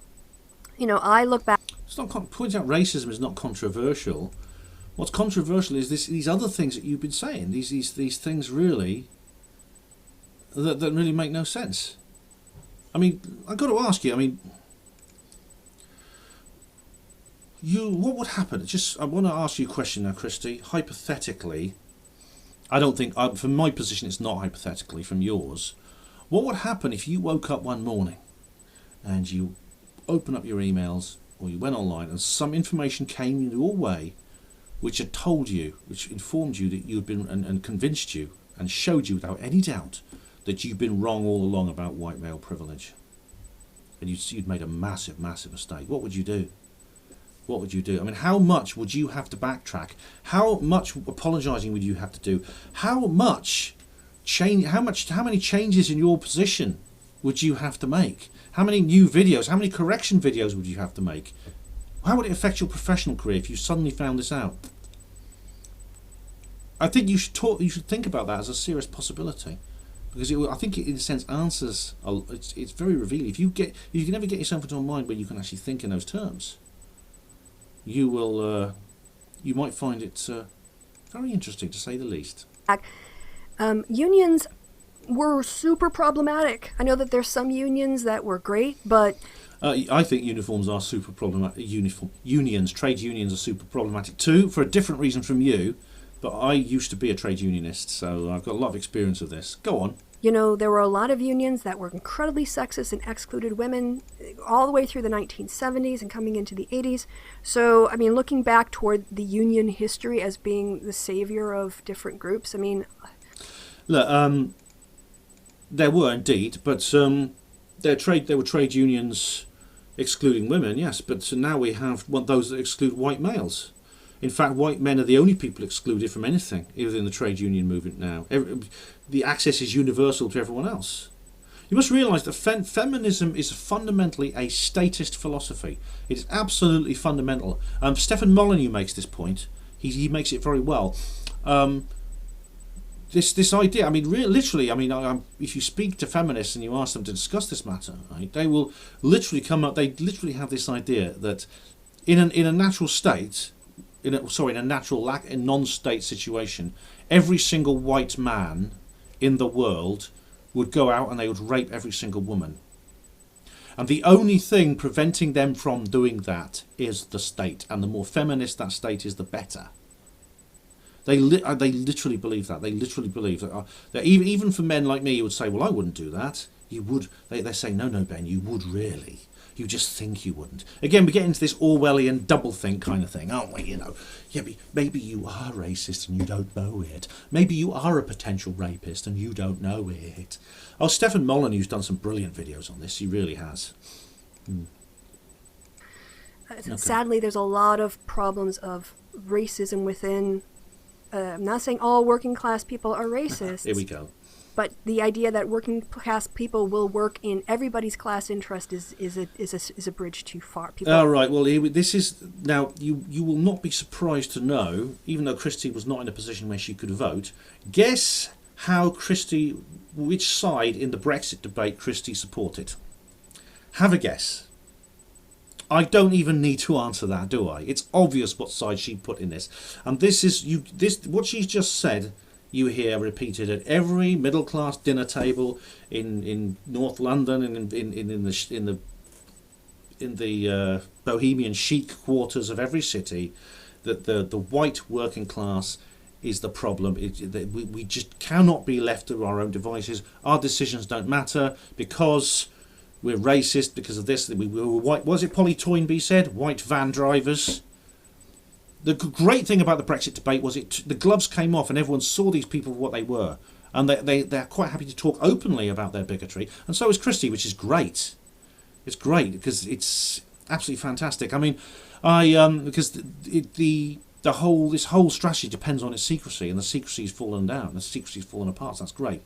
I myself am what would be conventionally known as working class. In terms of my profession, in terms of my work, in terms of my education, my background. I mean, I don't self-identify as a working class person. I used to because I was a trade unionist. I'm not a trade unionist anymore. I think I was only hardcore probably for less than a year, and this was when I started out at the hospital. Quite frankly, it was people like Kristi who revealed to me what a horrible sham it was. What a totally disgusting, two-faced institution it was. So I'll let her carry on.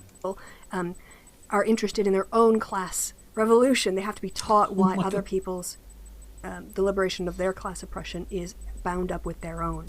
Now suddenly she starts talking like a classic Marxist. Honestly, I just don't know where I stand with this woman. I really don't. No one does, except Kevin Logan, of course. To white people.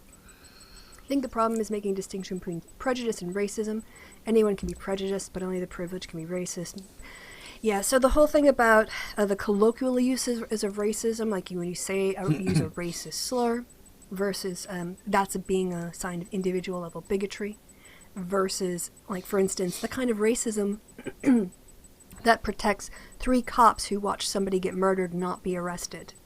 That kind of racism is structural, and it's built into the system. And yeah, people on the right want to make a lot of hay by misunderstanding how racism is used, because it's not to their advantage to understand the academic differences, because then they actually have to confront the problem. And what they want to do, of course, is to make the people complaining about racism the problem. And that's another way that white supremacy perpetuates its... The academic issues. Now, it's what she has just said is an exact inversion of reality. It's a complete back to front. It's... this is this racism versus prejudice thing. This a lot of left-wing Marxist intellectuals will say things like, well, you know, white people can't suffer from racism because racism is prejudice plus power. White people can suffer from prejudice, with a half-raised eyebrow indicating how unimportant that is, but they can't experience racism because racism is naturally a part of the power dynamic within society, from privilege. This is now she calls the proper definition the colloquial definition, but no, it's the new leftist definition, the cultural Marxist definition, which is the colloquial use. What it says, I've actually got the dictionary definition here: prejudice, discrimination, or antagonism directed against someone of a different race based on the belief that one's own race is superior. That's the dictionary definition. That's, if you want to be academic, that is the definition you use, not this slippery gender studies, cultural Marxistically. Is that a word, cultural Marxistically? I don't know. I don't think it is. You can't say cultural Marxistically. Anyway, I've lost my train of speech. You know what I'm talking about here. Now, structural racism. I let cops get away with killing people or doing something, and they get away with it. Yeah, that does happen, but it happens to white people too. One of the most horrible things I've ever seen is this leaked helmet cam footage from this copper who shoots down this man who's on his knees, and the man's crying. The copper is obviously enjoying it, he's getting off on it, and he shoots this guy when he's crawling along the floor. The copper was guess what happened to the policeman? He killed a white... The person was white. The person he killed was white. Did he go to jail? No. He was acquitted. He was sacked from the police force, but he didn't go to jail. And you know what? There were no protests at all. None. Let alone any on the scale we've seen with the Minneapolis murder. None. Why? Because the victim was white. I mean, you see, if you want to, what's the definition of? If you want to define racism, we're going to get into the definition of racism. Now, if you define it as somebody being horrible to somebody else because they're a different colour, regarding themselves as superior and using someone else's colour as a way of disparaging them, then of course that exists. There are people like that. There are people like that. There are plenty of white people like that who do that to non-white people, and vice versa. That does exist. That's real racism, and that exists. But if you want to talk about what about racism encoded into law? Because to me, I think that's actually much more serious. It's funny because you use the term structural racism completely wrongly. Because what you're talking about racism is some kind of tacit conspiracy, which all white heterosexual men kind of exchange each other with little looks and things like that, little nepotism, little kind of like subconscious nepotism. The real racism, if you wanted to define something as racism is racism encoded into law. Well, by that definition, then racism against white people is the only racism of that kind. If racism encoded into law would be, example, the Jim Crow laws, which were very common in the United States until the 60s, when they were got rid of because of campaigns by people like Martin Luther King. This was the so-called segregation laws in the southern states, which were not actually about segregation. They were specifically intended to disadvantage black people, specifically intended for that reason. So that was racism encoded into law.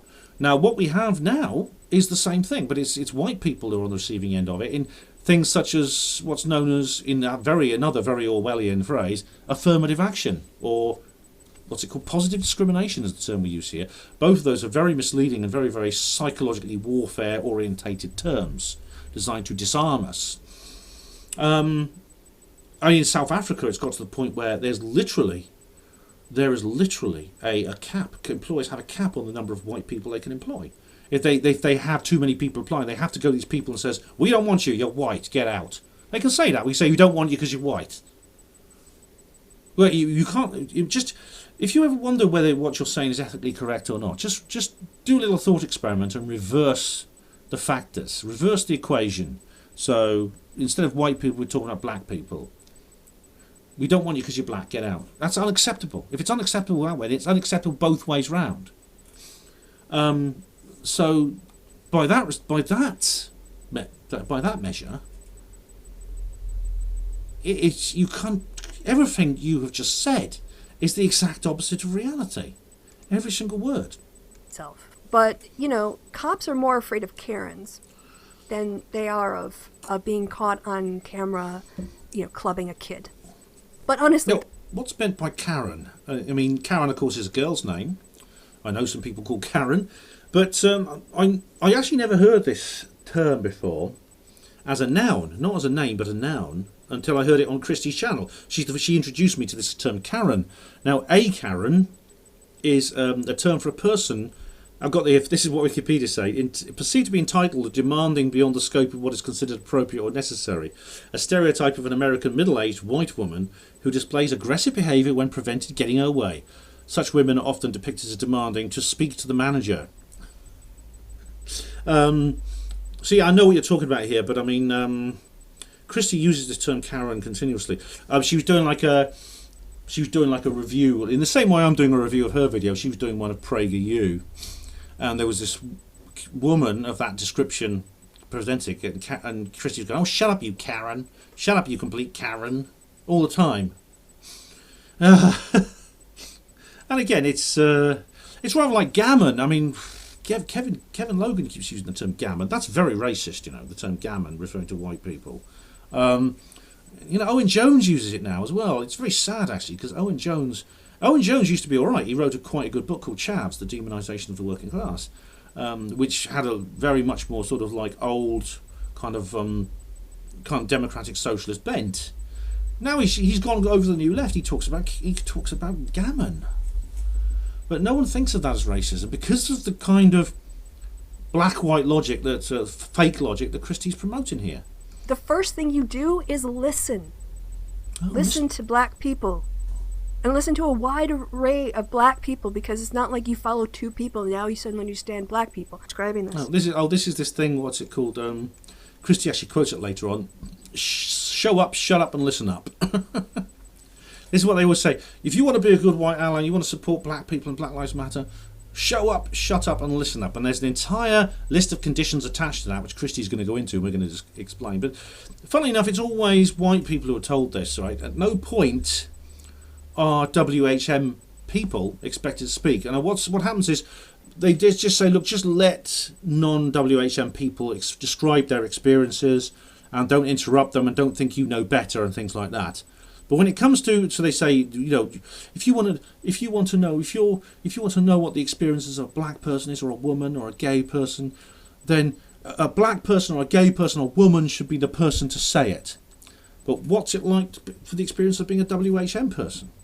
And the answer is, if you want to know about the experience of being a WHM person, then a black person or a woman or a gay person will tell you.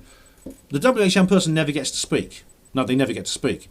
If any WHM person on the left raises a finger of complaint, it's, well, that's not what you're really thinking. What you really think is, oh, my privilege is going, oh dear.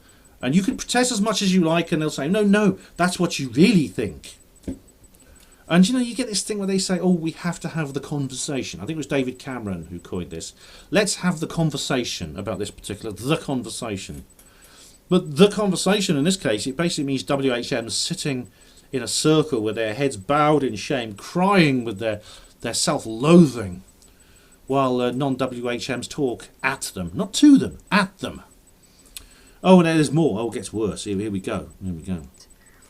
You know, that you have women and people of color organizing an event, setting up an event, recruiting for an event, greeting people, putting the sound and lights up, and then 10 minutes before the event, a white guy, a white progressive, shows up, gets in front of the mic, gives out some platitudes, and then takes all the applause. And what is that? That's the white male entitlement that they need to deconstruct. Well, honestly, I can't say that's not true, because I have the good fortune not to be a white progressive, so I'm never in the situation when I'm like that. But I mean, I think we're getting into these various new words that have come out. They've actually been entered into the Oxford English Dictionary, like mansplaining and white-splaining. And Kristi's going to go through a few more now. Hang on, here we go. White-peating. You know, White-peating. If you guys don't know what heap-peating is, heap-peating is when a woman makes a point, and then a man jumps in and immediately makes the same point, and people acknowledge him making the point before, you know, not the woman making the point. And white-peating would be, you know, like taking the comments of black people and just like repeating them yourself to get the glory and the pat on the back. Again, that's your white ego. Get out of the way. The best thing you can do as an ally is lift up other people, not yourself. God. Just imagine if you're stuck at a dinner table with Kristi. I'd be biting my tongue so hard I wouldn't have any teeth left to eat the meal. I mean, you know, just imagine if you go along with this, you've got to turn up, right? Every white person gets a list of rules. They get a massive, great big book about, you know, bigger than about the size of Atlas Shrugged, and they're going for it. Right, here's the chapter on mansplaining. I mustn't do this. I mustn't do that. When this person says that, I've got to say that. And right, oh yeah, I'm going to be a good white person. I've stripped myself of my natural whiteness, and I'm a virtuous white person who is different from the other white people. And I'm going to prove it because I'm going to read all this book, and I'm going to do everything that's in it. Oh dear. Oh my goodness me! Can you imagine that? Oh, really unbelievable. Anyway, she's sort of like we're getting towards the end of the first video anyway. So. Right. It's not about the color to the people running the world. Yeah, it is. No, it's not. All right, she's just rambling a bit now. And what happens is she goes on to a Q&A session with the people, because this is a live stream.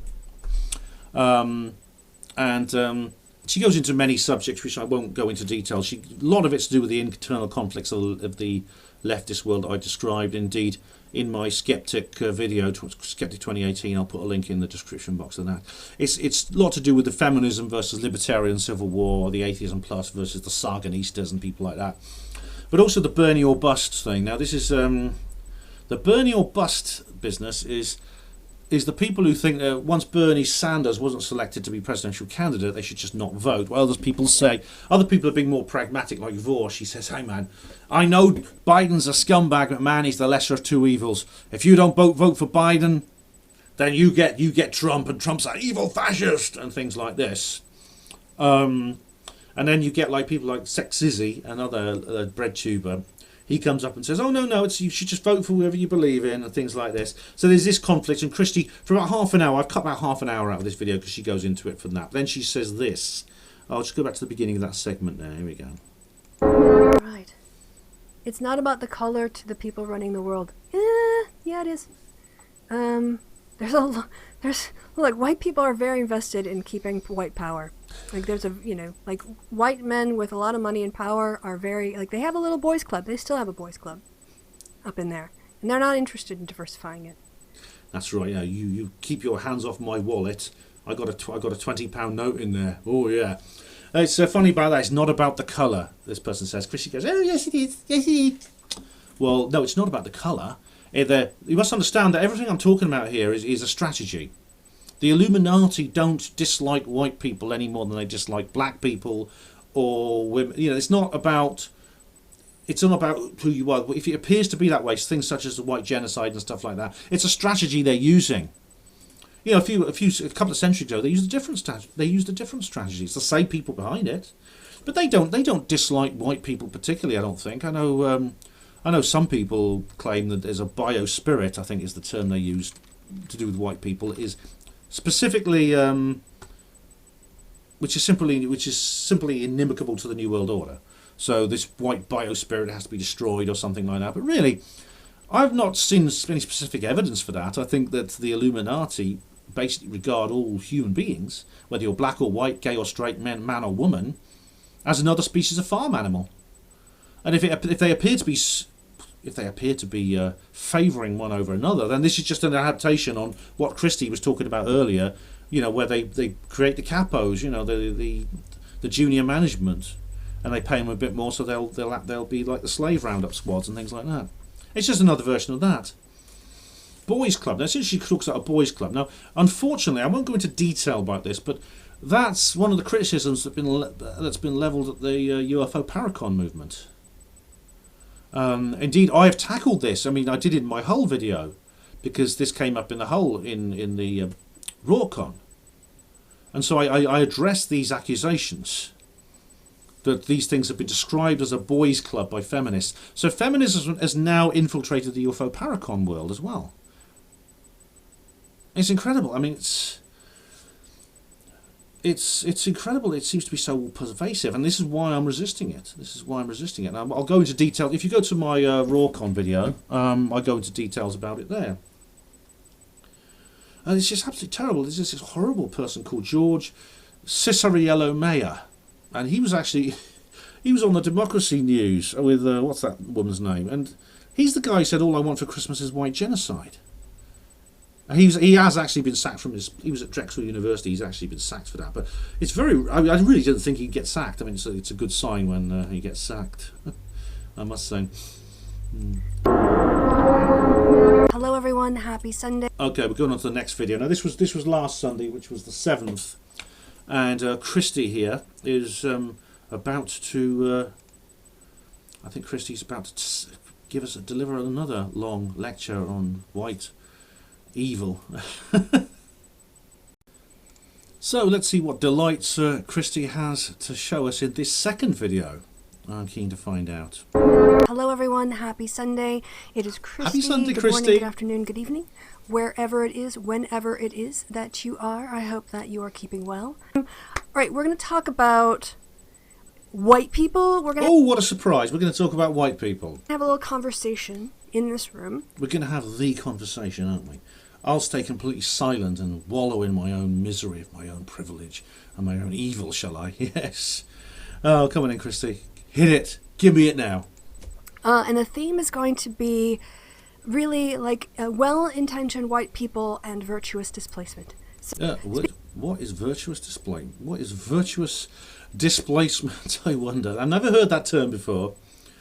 But anyway, she's now going to bring up she's now going to do her own little reply to another video. It's a video called "White Women Who Want to Help. Here's How" by a YouTube user called Mavenella. So we'll let Kristi explain what virtuous privilege or virtuous displacement or whatever it is. Speaking from my own experience, when I kind of became aware of the extent of white supremacy, the extent of discrimination, it's not just like sort of individual bad cops, but the systemic way in which all of society is geared toward white supremacy. The instinct is, okay, let's go pass a law, let's fix a law, let's do a march, let's, have a protest or whatever. And all of those external things are good, but I kind of feel like they're virtuous displacement. And let me explain what the concept of virtuous displacement is. I got it from my PhD supervisor, who said virtuous I wonder which foreign government your PhD supervisor worked for. Virtuous displacement is when you're doing when you should, the main thing you need to do is write. The main thing you need to do is put words on the screen. And you find other things that you're doing that are noble and helpful. I think she's referring to like the work she was doing at university. That's what she means by that.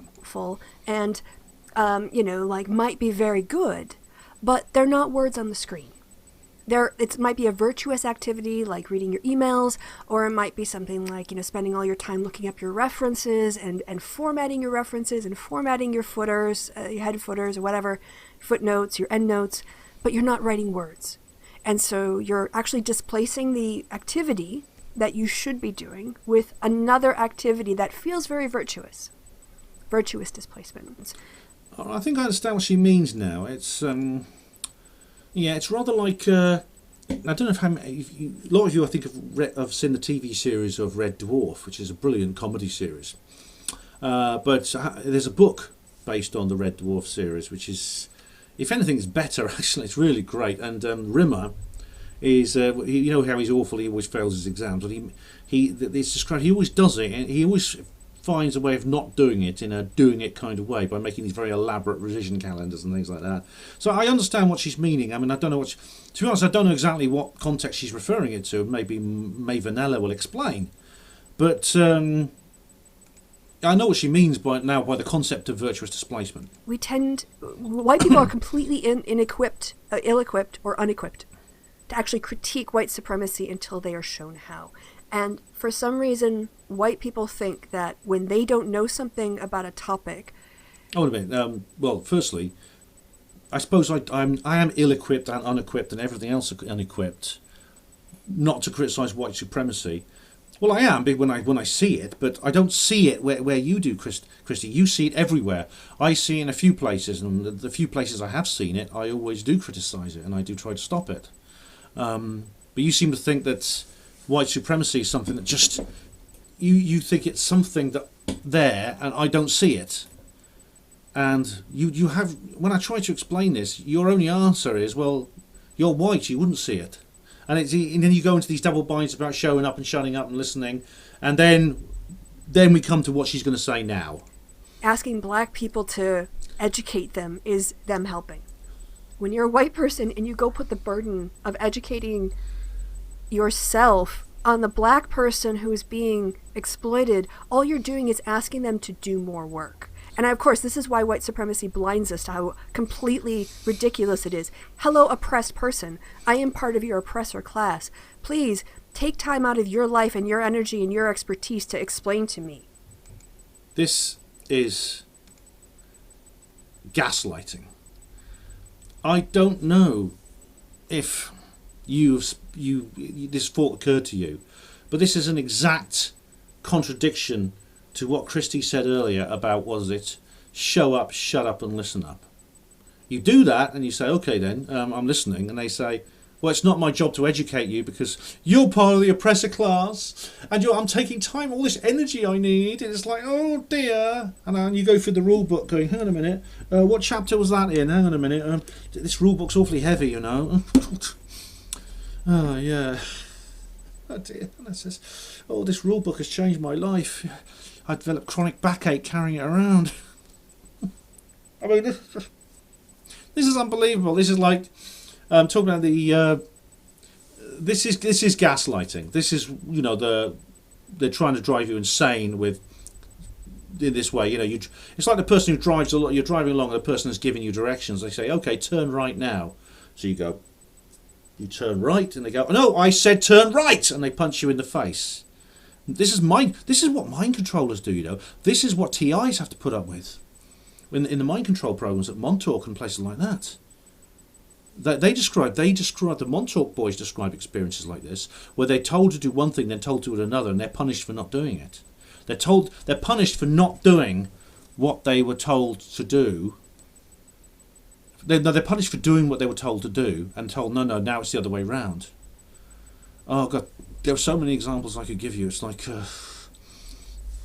asking black people to educate is them helping. So what's wrong with people helping? I mean, if I was in a position where everyone who looked different to me, had a different colour skin, had a massive code of conduct, they had this layers and layers of etiquette which they had to obey whenever they even speak to me and address me, I wouldn't like that. I mean, how many people want to be treated like this? How many people out there, I mean, I'm talking to you, if you're black and you listen, I know a lot of black people watch me.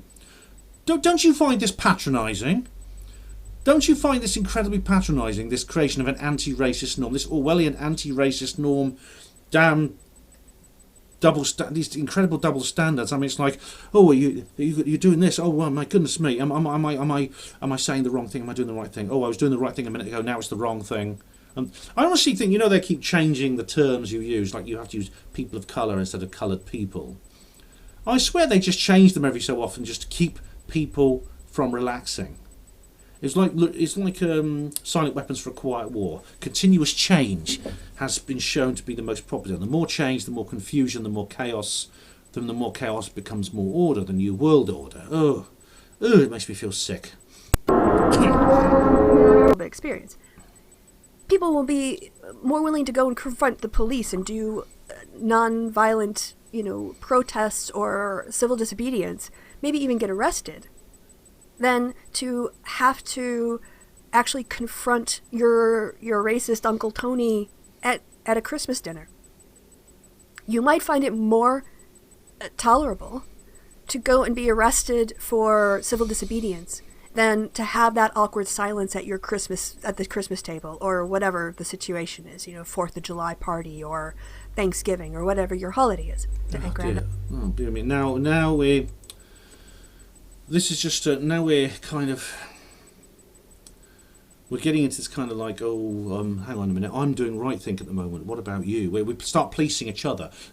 Everything in this video so far has been policing ourselves, now it's about policing each other. And indeed, Mavenella's video is about that essentially. She talks about how white people, now she's obviously speaking for white people because we can't speak for ourselves. She's black, so she speaks about the experience of being black. And she speaks about the experience of being white, and white people just shut up and listen, except when they expect black people to do all the work. And then, please don't educate you. We're not going to educate you either. So, that's another little twist and turn. It's got more contradictions than the Bible, this damn rule book you've given me. But now they're saying that this is now referring basically to white people when they're alone together, now have to police each other. I mean, Niall Murphy put it very well in one of his videos, It's easier just to be a racist, isn't it? It's easier just to be a racist, look. They say white people, Mavenella, I watched Mavenella's video, she said when white people are alone together, you have to challenge racist behaviours in other white people. So Uncle Tony is the term that Kristi used. If Uncle Tony says something that makes it does racism, you have to challenge him in front of all the other white people. Well, that sounds fair. On one level, on the literal level, that sounds fair, doesn't it? And believe me, if I was in a situation where I was with someone called Uncle Tony, and I have been in this situation myself. If Uncle Tony, if I'm among a group of white people, only white people, and one of them expresses true hatred, true racial hatred, or incites hateful actions, I challenge them. I have done. It's not enough. I know it's not enough. It's not enough to satisfy Mavenella. It's not enough to satisfy Kristi. But I don't have to satisfy them. I don't care what they think. I think possibly it's possible that what they mean by not tolerating racism in other people is possibly actions which fall short of what I've just described, true hatred or incitement to hateful actions. So, for example, if Uncle Tony makes an un-PC joke, I'm supposed to tackle him on that. I'm supposed to, in front of all those other white people, I'm supposed to put him down for making that slightly risque joke. Maybe something you'd get on Little Britain or something, which has been banned, incidentally. Now, that is unfair. I mean, this is where you get into this really, truly thought crime inducing, denounce your neighbour, rat on your father kind of mentality that makes me think that these people basically want to live in East Germany.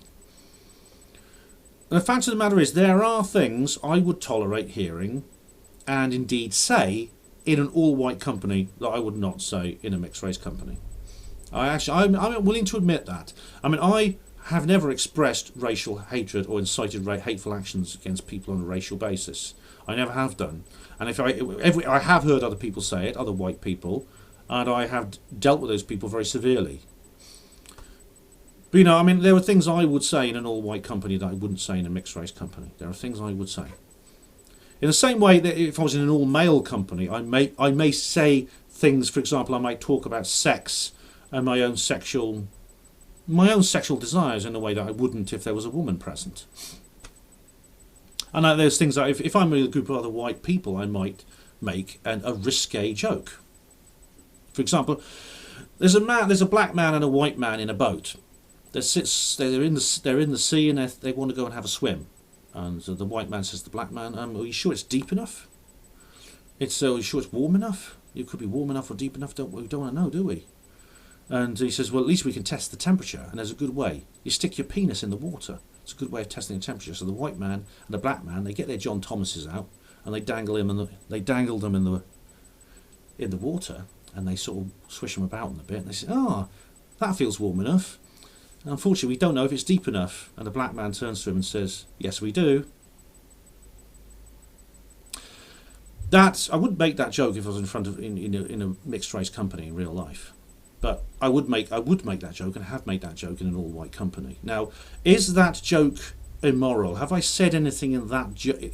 Are there anything attached to that joke which is in any way detrimental, talking about a person of a different race in a detrimental way? I mean, if you got the joke, I mean, I'm essentially making a comment about black men, which is not detrimental. If anything, it's complimentary. It's saying they're very well hung. It's dearie me. I mean, there's a brilliant. I mean, this really takes me back actually, because one of my favourite comedians that I've ever known in my life. He's not around anymore, but he used to be very popular. Lenny Henry. Lenny Henry was a British black man, comes from Birmingham, had a Brummie accent, and he did a sketch show and he did a couple of sitcoms, and they were fantastic. They were so funny, and I ever since I was about 5 years old, I absolutely adored him. I used to laugh my head off at his sketch shows and the sitcoms. And the genius of Lenny Henry was that the basis of his comedy was to create fictional characters. He made up imaginary people who he played mostly. Most of the characters were played by him, and they were parodies of black people. And I remember thinking at the time,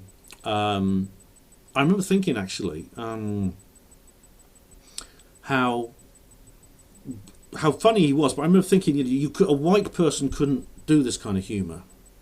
And it was actually, even back in the 80s, and it was not socially acceptable for white people to do that kind of humour. And it's just, and I suppose I didn't think that was unfair though, because he, in a sense, he made the kind of jokes possibly that black people, when they get alone together, make. Do you see what I mean? And there's nothing wrong with that. We all people are tribal in nature. We have a tribal instinct. I was telling you in the last video about the horrible story about the young white woman who was all alone on the street, and these thugs, these Black Lives Matter thugs, come up to her and force her to kneel down and apologise for her privilege. And I explained, how horrible that was. That was bullying. That was awful. And of course, if you reverse the races and have a bunch of white guys going up to a young black woman walking along and they force her to do something humiliating, well, on an ethical, in terms of ethical ration, in terms of ethics, in terms of sort of like philosophical ethics, both actions are equally bad, and I would be horrified by both. But I do react more differently. Certainly politically, there are different implications, because in the latter case, there'd probably be an international outcry. But within me, I respond differently emotionally because I'm white and I'm part of that tribe. This doesn't mean that I would ever support. I mean, I've just explained how I think both are equally horrible, but emotionally I respond differently. And that's that I think is an important. It's an aspect of our nature that we don't like talking about, because especially for white people, it's considered immoral. But it shouldn't be. It really shouldn't be. Oh, we're nearly finished now. We nearly finished the video. Herself. Yeah, I know there was a really good tweet this morning that I saw where someone said, everyone, Black Lives Matter, stop police brutality, and then J.K. Rowling's, I don't think we're talking about me enough. Let me see, like white woman, sit down. Sit down. This is not your time. Stop redirecting a time and an energy and and focus and attention on yourself and your white self-pity when people are dying.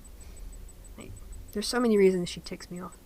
J.K. Rowling is the author of Harry Potter, a very, very controversial character, because she's a TERF. She's a trans-exclusionary radical feminist, and of course that means that at some point Harry Potter books, I suppose, will be banned, won't they? But what Kristi's doing here, and I think there's a bit of projection on her part, she's trying to put people on a first world problem guilt trip. She says, oh, people are dying and all you think about is this and that and the other. Now, Slaxer has talked about this.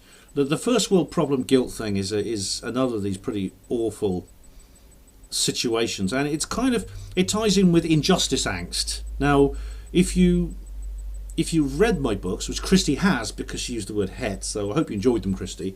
In the book where I actually, in the book of the trilogy where I actually bring up that term, which is Roswell Revealed, there's a speech by Flying Buffalo, one of the characters, and I'll just read it to you. I've got it on the screen. I'm not going to dig out the book; it's all packed away, but I've got it here on the screen. Siobhan, the main character, she says to Flying Buffalo, "What, you know Julian?" He replies, "Yes, although he doesn't really know me very well. He doesn't know me terribly well. You need to understand him better, Siobhan. Julian is a familiar type. You see, we live in a world where there is injustice, inequality and deprivation around every corner. Are there worse things than being born into that deprivation? Perhaps being born into a privileged position in such a world and not being the kind of person who can simply say, to hell with it, I'm all right, Jack, and enjoy the fruits of their good fortune. Julian is one of those who just can't do that. His empathy will not allow him to. It generates the most toxic guilt.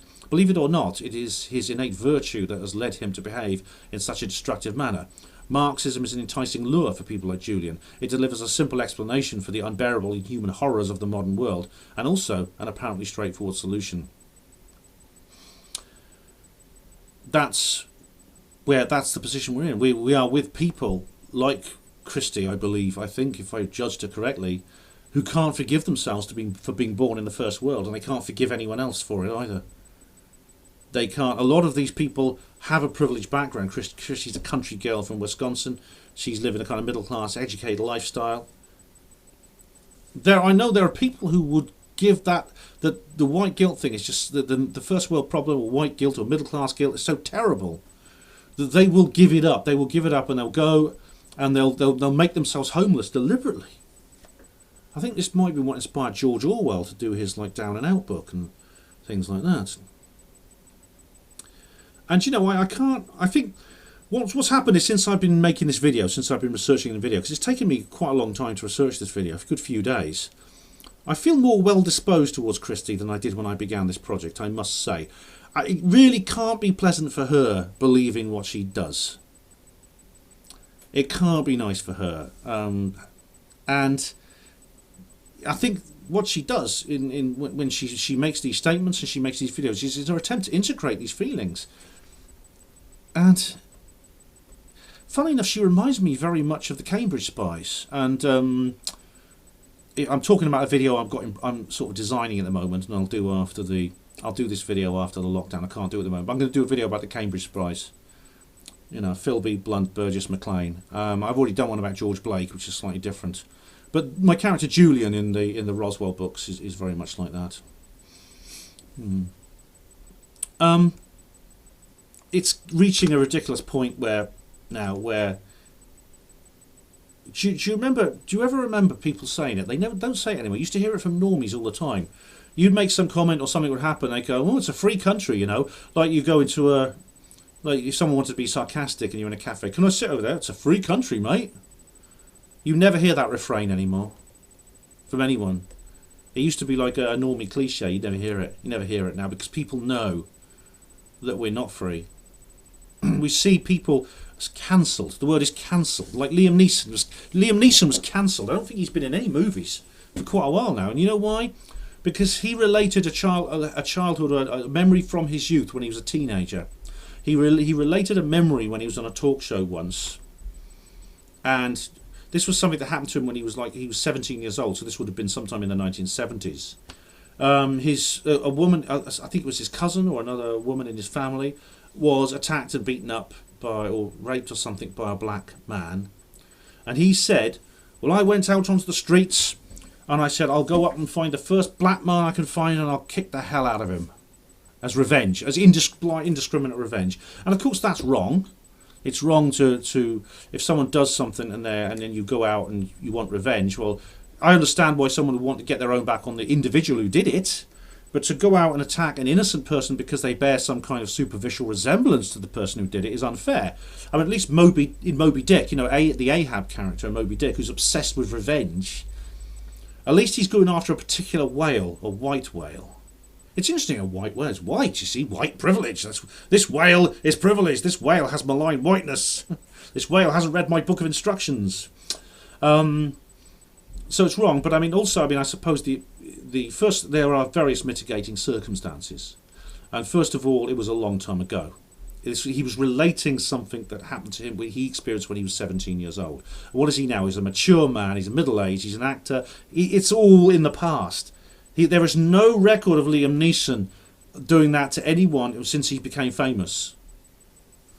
And there's also the fact that he probably wouldn't have done much harm anyway, because there were very few black people in Ireland. He lived in Ireland in those days, and there were very few black people in Ireland in those days. I mean, there was Phil Lynott. I think he was the only one, wasn't he? Were there any more? So, I mean, unless he knew where Phil Lynott lived, or hung out, there was not really any danger.